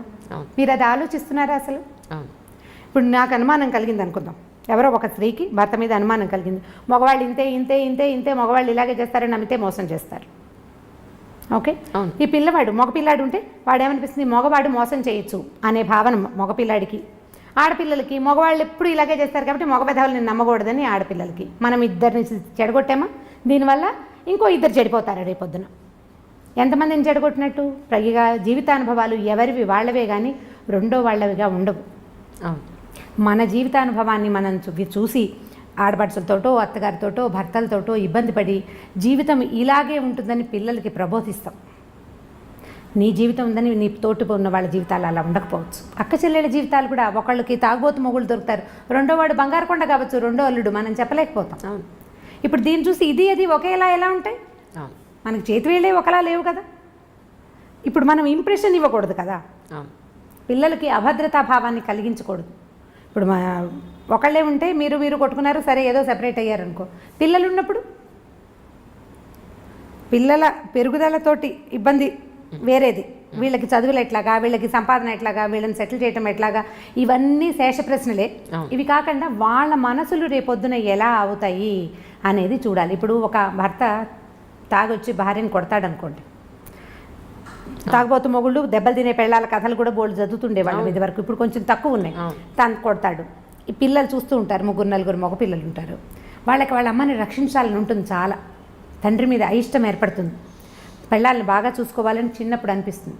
కానీ వాళ్ళు పెళ్ళిళ్ళు అయ్యాక వీక్ మూమెంట్లో పిల్లలు చేతులు ఎత్తేస్తారు. 4 పిల్లలు ఉంటే 3 కనీసం భార్యల్ని కొట్టేవాళ్ళుగా తయారవుతారు, ఒకడే బెటర్గా ఉంటాడు. భార్యల్ని అదుపులో ఉంచడానికి ప్రయత్నం చేస్తారు, ఎందుకంటే వాళ్ళు అదే చూస్తూ పెరుగుతారు. తాగటం తప్పు కాదనిపిస్తుంది, చిన్నప్పుడు అసహించుకుంటారు, చీచీ తాగకూడదని. కానీ కొంచెం పెద్ద అయ్యాక దాని మీద ఏం అదుపు ఉండదు, ఎందుకంటే వాడి సబ్కాన్షియస్లో అది ఫిక్స్ అయిపోయి ఉంటుంది. ఆడపిల్లలు కూడా అత్తవారితో అడ్జస్ట్ అవ్వకపోవడానికి సగం కారణం తల్లులే. ఎందుకంటే వీళ్ళు అత్తగారులు దుర్మార్గులని, ఆడపడుచులు పాపిష్టి వాళ్ళని వీళ్ళు మాట్లాడి మాట్లాడి మాట్లాడి పిల్లల బుర్రలో దాన్ని ఫిక్స్ చేసేస్తారు. మన జీవితానుభవం మన పిల్లల జీవితానుభవాలు కావు, సాధారణంగా జరగదు అట్లా. కానీ ఇప్పుడు నేను అవస్థపడ్డాను, నా పిల్లకి తెలియచేయాలి అని అనుకుంటాం. అది ఎలా అంటే పరిగెడితే పడతాం, తడిగా ఉన్న నేల మీద గబగబా నడిస్తే జారి పడిపోతాం అన్నంత కామన్ థింగ్గా మనం వ్యక్తులతోటి సంబంధాలను కూడా జనరలైజ్ చేసేస్తాం. బురదలో నడిస్తే పడతాం మా కదా, బురదలో నడిస్తే పడిపోతాం. ఇప్పుడు మనం పల్లెటూరు వెళ్ళామనుకోండి, ఎవరైనా పల్లెటూరులో ఉన్నవాళ్ళు, పల్లెటూరు వెళ్ళిన వాళ్ళు దీన్ని అబ్జర్వ్ చేసి చూడండి. ఈ బురదలో నడుస్తూ ఉండగా జారిన గుర్తులు 2-3 చోట్లే కనపడతాయి. పల్లెటూరు వాళ్ళకి బొటన వేలు బురదలోకి గుచ్చి నడవడం ఆటోమేటిక్గా వచ్చేస్తుంది బై ప్రాక్టీస్. కొత్తగా వెళ్ళిన వాళ్ళు లేదా ఏదైనా పాల్మాలిపోయి అంటే ఎక్కడో ఏదో ధ్యాసలో ఉండి నడిచే వాళ్ళే జారుతారు, అందరూ జారి పడిపోరు. మరి జనరల్గా అయితే బురదలో జారి పడాలి కదా, వాళ్ళంతా ఎలా తిరిగేస్తున్నారు? సో దాన్ని జనరలైజ్ చేయడానికి వీల్లేదు. జీవితాలు కూడా అంతే. ఇప్పుడు ఈ అమ్మాయి మొగుడు భర్తతో ఇబ్బంది పడింది, తన ఫ్రెండ్స్ అందరికీ చెప్తుంది, కొత్తగా పెళ్ళైన మేనగోడలు కూడా వస్తే ముందు నుంచి చూసుకుంటుండు, మగవాళ్ళు ఇలా చేస్తారంటే ఏ అనుమానము లేని పిల్లకి కూడా ఈ మొగుడు ఫోన్ టెస్ట్ చేయాలని ఉంటుంది. నువ్వు ఎందుకు పాస్వర్డ్ పెట్టుకున్నావు, నువ్వు నన్ను మోసం చేస్తావా అని ముందే అడగడం మొదలు పెడతారు. వాడు అందులో బ్యాంక్ కార్డులో బ్యాంక్ నెంబర్లో ఏవో పెట్టుకుంటాడు, అకౌంట్ నెంబర్లో, ఆ జాగ్రత్తగా వాడు పాస్వర్డ్ పెట్టుకుంటాడు. ఈ పిల్ల ముందు నుంచే స్టార్ట్ చేస్తుంది. ఇది ఎందుకంటే ముందు చూసిన జీవితానుభవం వల్ల. ఎవరి జీవితానుభవం వాళ్ళదే, మీకు అయిందని పక్క వాళ్ళకి అవుతుందని లేదు. సక్సెస్ఫుల్ మ్యారేజెస్ సగం పెళ్ళిళ్ళు కాదు, ఇంకా అనకూడదు అట్లా, 90% సక్సెస్ఫుల్ మ్యారేజెస్ లెట్ గో చేయటం వల్లే సక్సెస్ అవుతాయి. అవును అని సమాధానం రాకపోతే చూడండి మీరు, మనం క్షమించకపోతే లేదా మగవాడే క్షమించి ఊరుకోకపోతే సంసారాలు నడవు. ఇండియా కూడా మిగిలిన దేశాల్లాగానే ఎక్కువ డైవర్సులు, ఎక్కువ 2nd, 3rd, 4th, 5th marriages తోటి నిండిపోతుంది. ఈ క్షమాగుణాలు పెద్దవాళ్ళు కూడా మనకు అలవాటు చేస్తారు. ఇప్పుడు నాబోటి వాళ్ళు అంటే నేను కూడా ఇలాగే నా దగ్గరకు వచ్చిన పిల్లలకి చెప్తాను, చూసి చూడట్టు ఊరుకో పాప, ఎక్కడో చోట ఊరుకో, నీకు కావాల్సింది చేయించుకో. నేను పిచ్చి సలహా ఇలాంటివి చెప్తాను అనమాట. నువ్వు ఇది చేసావు కాబట్టి నువ్వు నాకు అది చేసి పెట్టు, బాగుంది కదా బార్టర్ సిస్టమ్. నువ్వు ఇలా చేసినా నేను మీ అమ్మ నాన్నకి చెప్పలేదు, నేను ఎవరికి చెప్పట్లేదు, కాబట్టి నువ్వు నాకు లొంగుండు అని లొంగ తీసుకోండి. ఈజీ మెథడ్, చిన్నపిల్లలకి మాట చెప్పడానికి అనమాట. ఇలా చెప్తే సరిపోతుంది, ఈజీగా ఉంటుంది. లెట్ గో చేయకపోతే సంసారాలు ఉండవు. ఏదో ఒక దశలో ప్రతి వాళ్ళు ఒకళ్ళనొకళ్ళు క్షమించేసుకునే ముందుకు తీసుకుపోతూ ఉంటారు. దానికి మన ఆర్థిక పరిస్థితులు, మన పిల్లలు, మన తాలూకు ఉద్యోగాలు, మనకి ఏ సపోర్టు ఏ పక్కన లేకపోవటాలు, వాటి వల్ల కూడా కొంత మన కుటుంబ పరిస్థితులు మన పెద్దవాళ్ళు మన కజిన్స్ అందరూ ఏమనుకుంటారు, నలుగురు నానా విధాలుగా చెప్పుకుంటారు. కాబట్టి క్షమించో మాట్లాడుకోకుండాను ఎలాగోలాగా కొంతమంది భార్యాభర్తలు సంవత్సరాల తరబడి మాట్లాడుకుని వాళ్ళు బోల్డ్ మంది తెలుసు నాకు. ఇంట్లో ఉంటారని మామూలుగా నడిచిపోతుంటే వాళ్ళిద్దరు మాట్లాడుకోరు. ఏదో సందర్భంలో కోపాలు వచ్చినాయి, మళ్ళీ మా అమ్మ నాన్న మాట్లాడుకోరు అని చెప్పే వాళ్ళు కూడా పిల్లలు కూడా కనిపిస్తారు. వీళ్ళిద్దరు గోడలతోటి మాట్లాడుకుని పని నడిపేస్తూ ఉంటారు. అయితే సంసారం రోడ్డు మీద పడలేదు. పిల్లలు చక్కగా ఎదిగారు, పెళ్ళిళ్ళు చేసుకున్నారు, అల్లుళ్ళు వచ్చారు, మనవలు పుట్టేశారు, వాళ్ళకి బాగానే ఉన్నారు. అంటే ఇది సంతోషమా, ఇదేనా పెళ్ళి అంటే అని మీరు అడుగుతారు. ఇప్పుడు కాదు, సంతోషం కాదు. నువ్వు సెపరేట్ అయిపోతావు, నువ్వు ఒకదానివే ఉంటావు, అది సంతోషమా? మీ పిల్లలు సజావుగా పెరగరు, అప్పుడు అది సొసైటీలో మీకేం సరైన గుర్తింపు ఉండదు. అది అవన్నీ సంతోషాన్ని ఇస్తాయి. అంటే మనకి సంతోషాన్ని ఇవ్వడానికి ఏ విషయమూ లేనప్పుడు మిగిలినవేవీ లేవు. దీంట్లో సర్దుకుంటే సరిపోతుంది. కరెక్ట్. అంటే ఇప్పుడు మీరు విడాకులను సమర్థించారా అని గట్టి ప్రశ్న. లేదు లేదు లేదు లేదు ఎవరి కోసం? అల్టిమేట్గా విమెనే సఫర్ అవుతుంది. అల్టిమేట్గా సఫర్ అయ్యేది విమెనే. ఆవిడ దృష్టి మీరు ఎక్కడున్నా, ఏం చేసినా, కలిసున్నా, ఒంటరిగా ఉన్నా, పిల్లలతోటి ఉన్నా, ఎప్పుడు సఫర్ అవ్వాల్సింది ఆడవాళ్ళే. ఈ మధ్య నేను ఒక ఇంటర్వ్యూలో అదే చెప్పాను, ఇండైరెక్ట్గా చెప్పింది అదే. కానీ నెటిజన్లకి కొంచెం అర్థం కాక నన్ను అందరూ చాలా నెగిటివ్గా అనుకున్నారు. బేసిక్గా నేను స్పోర్ట్స్మెన్స్ గ్రౌండ్లో ఎలా ఉంటారు, చీర కట్టుకుని పరిగెట్టలేం కదా. సో బేసిక్గా నేను నేషనల్ అథ్లీట్ని. నాది 400 మీటర్స్, 800 మీటర్స్ అండ్ 6 కిలోమీటర్స్ ఆమె ఈవెంట్స్ యాక్చువల్లీ. అప్పుడు షార్టే వేసుకుంటాం, స్లీవ్లెస్సే వేసుకోవాలి. ఒక స్టేజ్లో ఆ షార్ట్ స్లీవ్లెస్ కూడా ఒంటి మీద ఉంచుకోవడానికి కూడా భారంగా ఉంటుంది. లాస్ట్ 50 మీటర్స్ ఉండగా అంతగా చెమట, అంతగా శ్రమ ఉంటుంది రన్నింగ్లో. ఇదేమి గ్రూప్గా స్పోర్ట్స్ అంటే గేమ్స్ కాదు కదా, క్రికెట్ 10 మంది కలిపి ఆడేది. ఇవి అన్ని ఇండివిజువల్ ఈవెంట్స్, ఎవరికి వాళ్ళుగా ఒక్కరే గ్రౌండ్లోకి వెళ్ళి ఒక్కళ్ళే సాధించాల్సిన ఈవెంట్స్ ఇవన్నీ. సో వాళ్ళు ఎవరో అన్నారు స్లీవ్లెస్ వేసుకున్న వాళ్ళ రేపులు జరుగుతున్నాయని. నేను అన్నది అది కాదు. అసలు పద్ధతిగా ఉండి చీర కట్టుకొని ఎంతో గౌరవంగా ఉన్న లేడీస్ని చాలా తప్పుగా చూస్తారు బయట. వాళ్ళు చూసే దృష్టికోణం ఒక రకంగా ఉంటుంది. అలాంటప్పుడు ఆ లేడీ డ్రెస్సే మనం అగౌరవంగా చూసే విధంగా వేసుకుంటే అది మనకే కదా హామ్ అన్న పాయింట్లో చెప్తే ఎవరూ సరిగా అర్థం చేసుకోలేదు. నాకు అది కొంచెం బాధ అనిపించింది. ఏంటంటే ఇప్పుడు ఇలా ఉన్నాను, మీరు ఇలా ఉన్నారు, మనల్ని కూడా తప్పుగా చూసే దృష్టికోణం ఉంటుంది, చీరలోని కూడా వల్గర్గా చూసే జనాలు ఉన్నారు. అలాంటప్పుడు మనం ఎలా ఉండాలనేది నా ఉద్దేశం. మనం కావాల్సినట్టుగా ఉండాలి. మనకి ఎలా ఉంటే కంఫర్టబుల్గా ఉంటుందో అలా ఉండాలి. మనకి మనం సమాధానం చెప్పుకోవాలి కదా. ఇప్పుడు మీరు బట్టల గురించి అంటే మరి పసిపిల్లలవి, చిన్నపిల్లలవి, చిట్టి చిట్టి పాపాయిలవి కూడా రేపులు అవుతున్నాయి కదా. పసిబిడ్డని ఎత్తుకుని ముద్దాడాల్సిన పిల్లల్ని కూడా రేపు చేస్తున్నారు. అది ఏం బట్టలు వేసుకుని వీడిని ప్రవోక్ చేసి ఉంటుంది. అసలు అవి పిచ్చి మాటలు. వస్త్రధారణతోటి అన్న మాట అనకూడదు. కాకపోతే ఏంటంటే మనం కాపీ చేయటం మన పద్ధతి. హిందీ వాళ్ళు ఇంగ్లీష్ వాళ్ళని కాపీ చేశారు, మనం హిందీ వాళ్ళని కాపీ చేస్తున్నాం. మనని పల్లెటూరు వాళ్ళు కాపీ చేస్తారు. అంటే అంతే కదా, మన ముందున్న దాన్ని మనం కాపీ చేస్తాం. మన ముందున్న ఒరవడి సరైంది కాకపోతే ఆటోమేటిక్గా కాపీ అవుతుంది. కూల్ షోల్డర్స్, కూల్ ఏవో రకరకాల బట్టలు ఉన్నాయి. దానివల్ల మనం సాధిస్తున్నది ఏంటంటే అవధూత లక్షణాలను సాధిస్తున్నాం. దేహాభిమానం లేదనమాట మనకి. శరీరాభిమానం, అవధూతలకు దేహాభిమానం ఉండదు, వాళ్ళు ఎలాగైనా ఉంటారు. ఇప్పుడు మన వాళ్ళ పరిస్థితి కూడా అలాగే ఉంది. ఇప్పుడు బట్టలు చక్కగా వేసుకుంటే ప్రెజెన్స్ బాగుంటుంది అంతే. అవతల వాళ్ళ దృష్టి ఎలా ఉంటుంది, నీ శరీర భాగాల మీద అవతల వాళ్ళ దృష్టి పడుతుంటే నీకు చీదరగా ఉండట్లేదంటే నీకేమీ లేదు, శరీరాభిమానం లేదు అంతే. అది ఎవరి వాళ్ళ ఇండివిజువల్ థింగే కానీ రెండోది కాదు కదా. దానివల్ల ఇవేమైనా జరుగుతున్నాయి అన్నమాట పిచ్చి మాట అండి. అది డ్రెస్ వల్లని కాదు, డెఫినెట్గా కాదు. నా ఉద్దేశం కూడా అది కాదు. కాకపోతే అమ్మాయికి గౌరవం ఏ విధంగా వస్తుంది? ఇప్పుడు ఒక మనిషిని మనం రోడ్డు మీద చూసాము, ఫస్ట్ కనపడేది అమ్మాయి మొహం, అమ్మాయి టాప్ టు బాటం, బట్టలు, ఇదే మనకు కనిపించేది. ఆ తర్వాత మాట్లాడితే ఆ భాష, దాన్ని బట్టే ఆ అమ్మాయి మీదైనా అబ్బాయి మీదైనా గౌరవం ఉండేది. అయితే ఈ చూసే విధానంలో బయట జనాలు, మనకు సంబంధం లేని జనాలు, ఇప్పుడు నేనే ఉన్నాను, ఎవరో విధానం అనడం అనవసరం, ఇంత షార్ట్ లెంత్ వేసుకొని అప్పర్ బాడీ అంతా బయట కనిపించేలా వేసుకుంటే నన్ను గౌరవంగా చూడాలని అనుకోవడం నేను కరెక్టా? అదే ఎలా చూస్తారా? అలా కాదు. ఇప్పుడు మన బట్టల వల్ల బట్టలతోటే ఏవి రావు, కానీ బట్టలతోటే కొంత వస్తుంది. ఎగ్జాక్ట్లీ అదే నేను చెప్పింది. అంతే, అనవసరంగా మన మీద 10 మంది చెడు చూపు పడకుండా చూసుకుంటే అమ్మాయిలు చాలా అంటున్నాను, అంతకు మించి ఏం లేదు.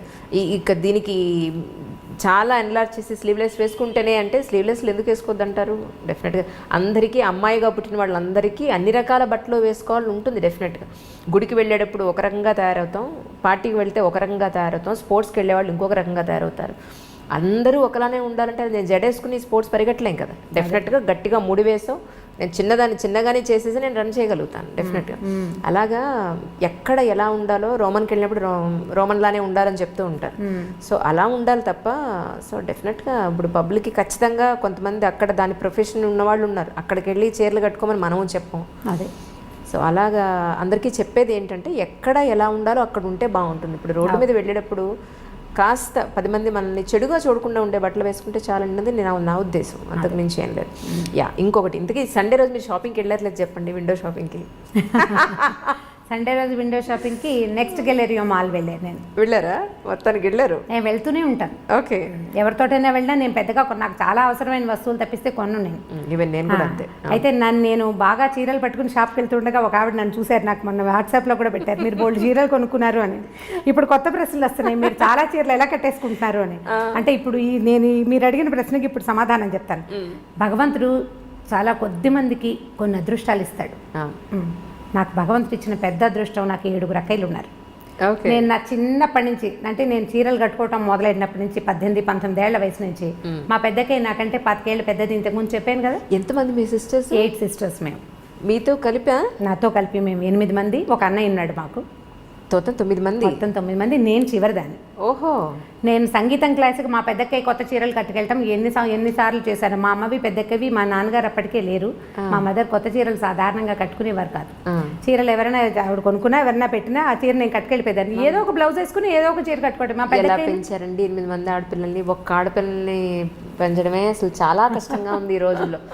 పాత రోజులు కదా, పాతకాలంలో ఇలా బోల్డెన్ మంది, 7 అమ్మాయిలు 6 అమ్మాయిలు బోల్డెన్ మంది కనిపిస్తారు నా ఏజ్ వాళ్ళు. నాకంటే పైన ఉన్న ఏజ్ వాళ్ళందరూ అలాగే ఉంటారు కదా. మాకేంటంటే మా అమ్మ నాన్న ఒక్కొక్కళ్ళే. మా తాతగారికి బాగా పిల్లలు, బాండ్ ఆఫ్ పిల్లలు ఆయన పాపం. ఆయన పుట్టలేదు. 3 పిల్లలు పుడితే ఒక ఆయన పుట్టగానే ఒక బాబు పోయినట్టున్నారు. మా మేనత్త ఒక 10 ఏళ్ళు వచ్చాక పోయారు. మా నాన్న ఒక్కరే. ఆయనకి చాలా మంది సంతానం కావాలని ఉండేది. మా 5వ అక్కయ్య తర్వాత ఇప్పుడు వైజాగ్లో మా నాన్నగారు ఆంధ్ర యూనివర్సిటీలో ఎంఏ చదవటానికి వెళ్ళారు. ఒకవేళ ఏదైనా చేయించేసుకుంటారేమో వీళ్ళు పిల్లలు కలగకుండా అని ఆడపిల్లలకు రాసిస్తానని బెదిరించేవారు మా తాతగారు. అప్పుడే ఆపేస్తే సరిపోయేది. ఆ తర్వాత ఇన్ని బొమ్మలు వచ్చినాయి, కొత్త బొమ్మలు అంటుండేది మా అమ్మ. మేము మా ప్రధానమైంది అది. పైగా మా కజిన్స్ అందరూ కూడా మేము 6, 7, 8 అలా ఉన్నాం. మా కజిన్స్ అందరూ కూడా ఎక్కువ వాళ్ళే. ఈ పైన పెద్ద అక్కయ్యలు ఉన్నారు కదా, మా అక్కయ్యలు చీరలు కట్టుకునే అలవాటు నాకు చిన్నప్పటి నుంచి ఉంది. ఇప్పుడు కూడా నాకు కుప్పలు తెప్పలుగా చీరలు వస్తూనే ఉంటాయి. కొంచెం నన్ను ఎక్కువ ముద్దు చేస్తారు.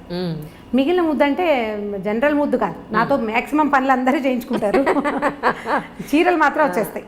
ఓకే. చీరలు వచ్చేస్తాయి. ఏదైనా కొత్త నగ చేయించుకుంటే మా అక్కయ్య ముందు పరిగెత్తుకుంటూ నాకు తెచ్చి మెడలో పెట్టి చూసుకోవడానికి, చూసి బాగుంది అని అనుకోవడానికి కూడా నగలు పట్టుకొచ్చే అక్కయ్యలు ఉన్నారు నాకు. మిగిలిన వాళ్ళకి ఈ అవకాశం లేదు. నేను కట్టుకునే చీరలన్నీ నా సొంత చీరలు కావు. కొన్ని మా అక్కయ్యల చీరలు కూడా కొన్ని కట్టేసుకుంటూ ఉంటాను.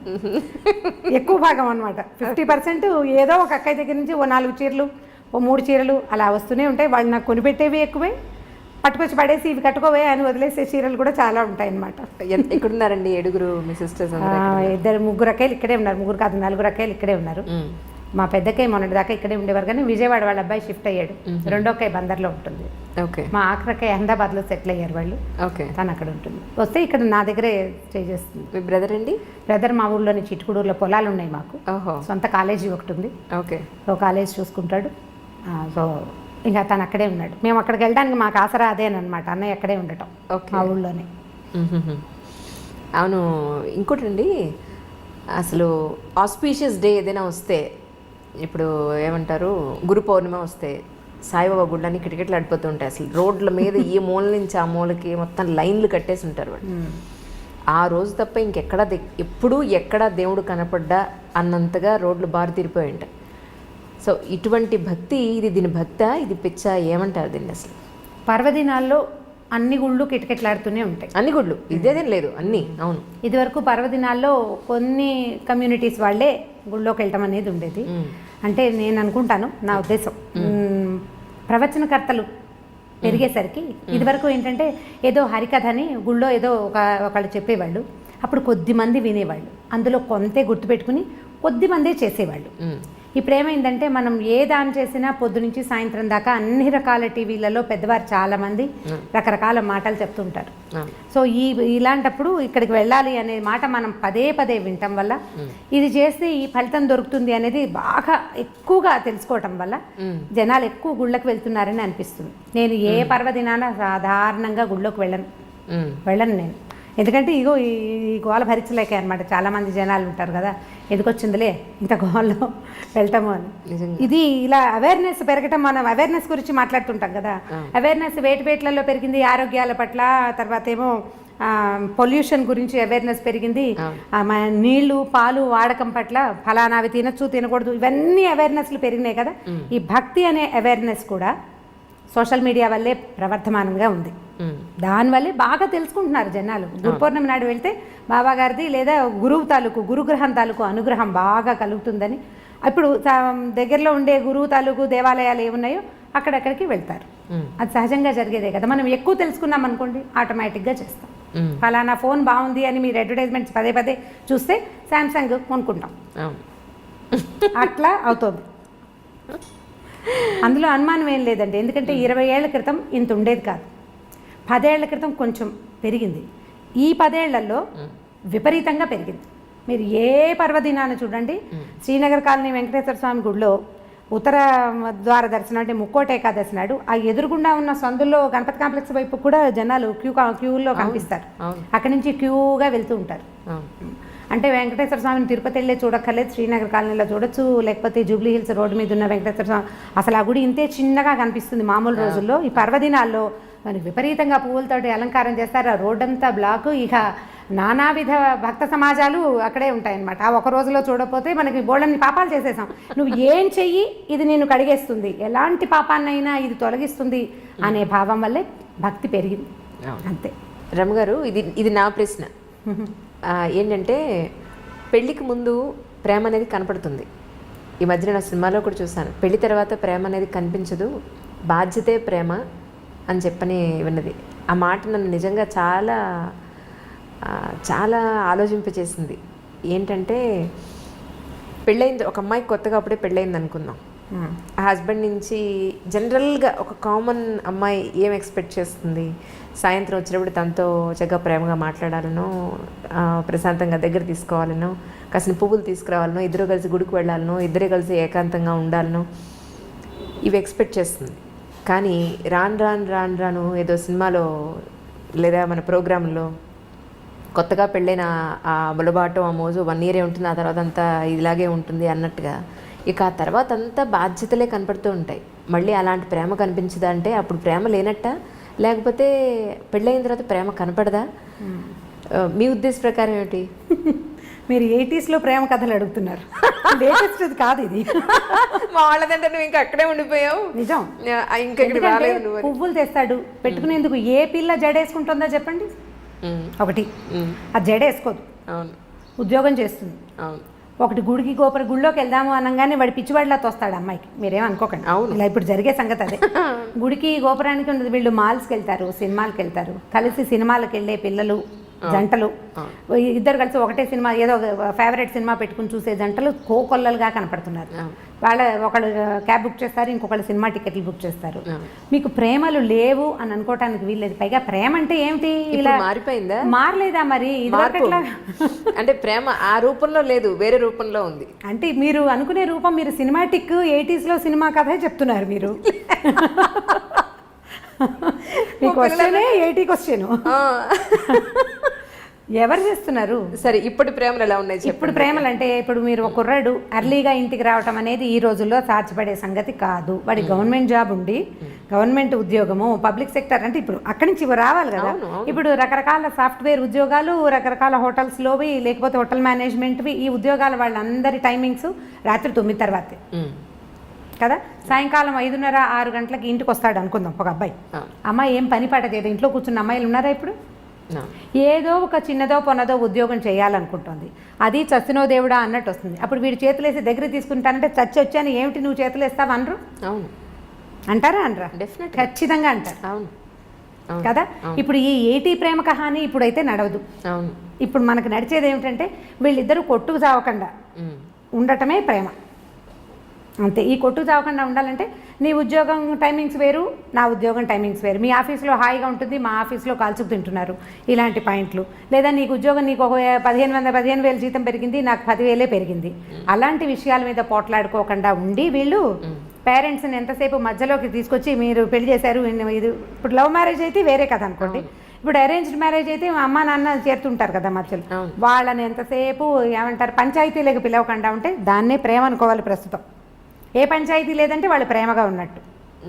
మీకు ప్రేమ అంటే ఇబ్బంది పెట్టకుండా ఉండటము ప్రేమ, అంతేగాని సినిమా చూపించటమో బయటికి తీసుకెళ్ళటమో ఏదైనా తినిపించటమో దాన్ని పూర్తి స్థాయి ప్రేమగా అనుకోవడం మనకి వీల్లేదు. ఇప్పుడు ఇబ్బంది పెట్టకూడదు, సతాయించకూడదు, ఎంతో కొంత హెల్ప్ఫుల్గా ఉండటం, దాన్నే ఈ రోజుల నాటికి ప్రేమని అనుకోవాలనిపిస్తుంది నాకు. ఇప్పుడు అమ్మాయి ఏదో ప్రెగ్నెన్సీ, ఆఫీస్కి వెళ్తుంది, ఎట్లా కష్టపడి వెళ్తుంది, దానికి కొంచెం హెల్ప్ చేయటం, కొంచెం పని చేయటం. ఆ అమ్మాయి వచ్చేసరికి పనులు పేర్చి ఉంచకుండా కొంత పని అయినా చేసి కూర్చోబెట్టి వీడే సరుకులు కొనుక్కొచ్చి అవన్నీ చేయక్కర్లేదు, కొంత హెల్ప్ చేస్తే చాలు. మనం ఎలా తెలుసుకుంటున్నామంటే అడ్వర్టైజ్మెంట్స్లో కూడా అవే కనిపిస్తాయి. అమ్మాయి కాళ్ళు చాపుకొని కూర్చుంటే మొగుడు ఇల్లు వాకిలి తుడుస్తూ కనిపిస్తాడు. అది చూసి వీళ్ళు నువ్వు అలా తుడవట్లేదు అంటే ఎవరు తుడుస్తారు? ఎక్కడైనా జరుగుతుందా అట్లా? ఎక్కడా జరగదు. నువ్వు ఒళ్ళంచకుండా కాళ్ళు చాపు కూర్చుంటే నీకు నార్మల్ డెలివరీ ఎలా అవుతుంది? నువ్వు పిల్లడికి పాలిచ్చి ఎలా పెంచుకుంటావు? నువ్వు 4 పనులు చేసుకుంటేనే బాగుంటుంది. పనులు 4 చేసుకుంటే అన్ని రకాల పనులు చేసి నువ్వు చెయ్యలేని పనికి అతని సహాయం తీసుకోవాలి. చేయగలిగే పనులకి సహాయం తీసుకుని కాళ్ళు చాపు కూర్చోవాలంటే ఏం పద్ధతులు అవి? దాన్ని ప్రేమ అని అనడానికి వీల్లేదు, ఓవరాక్షన్ అని అంత ఓవరాక్షన్ చేయక్కర్లేదు. ఇబ్బంది పెట్టకుండా ఉండటమే ప్రేమ అని నేను భావిస్తాను. స్టవ్ మీద పాలు పెట్టాం, పాలు పొంగుతున్నాయని హాల్లో నుంచి చెప్పకూడదు. అప్పుడేదో పని చేసుకుంటుంటే మగవాడు వెళ్ళి స్టవ్ ఆపాడండి, అది ప్రేమ. లైట్ ఫ్యాన్ వదిలేసావు అని అనకుండా వీళ్ళు అటు నుంచి వస్తూ లైట్ ఫ్యాన్ వదిలేసి చాలామంది ఏం చేస్తారంటే అక్కడ చూసి వచ్చి హాల్లోకి వచ్చేసి ఆ గదిలో లైట్ ఫ్యాన్ ఎవరి కోసం తిరుగుతున్నాయి అని అడుగుతారు. అవును కదా, దాన్ని ప్రేమ అనరు. ఆపేసి ఫ్యాన్ వదిలేసి వస్తున్నావు, కరెంట్ వేస్ట్ అని క్లాస్ తీయచ్చు, దీని ప్రేమ అనిపించుకుంటుంది. కొంచెం క్లాస్ తీసే ప్రేమ పర్వాలేదు, ప్రైవేట్ క్లాసులు తీసే ప్రేమలు కూడా కొన్ని ఉంటాయి. నువ్వు అన్నీ ఇలాగే చేస్తున్నావు ఈ మధ్య అని వాళ్ళు ఆ పని చేసేసి చెప్పడం. ఇప్పుడు ఇది కూడా చేయకుండా ఏమీ చేయకుండా ఉంటే మాత్రం దాన్ని ప్రేమ అనడానికి వీల్లేదు. ఇంత మాత్రం ప్రేమని ఈ రోజుల్లో ఎక్స్పెక్ట్ చేయొచ్చు. అంతేగాని సినిమాటిక్గా సాయంకాలం అయ్యేసరికల్లా వచ్చేసి మనకు పనులు చేసి పెట్టేసి మన బయటికి తీసుకెళ్ళేసి వాడు ఎంత చచ్చిపోతున్నారు, ఇవాళ రేపు ఉద్యోగాల్లో ఎంత స్ట్రగుల్ అవుతున్నారు. ఉద్యోగాల్లో పోటీ, ట్రాఫిక్లో హడావిడి, ఎంత బాధపడుతున్నారో, పైగా ఎంత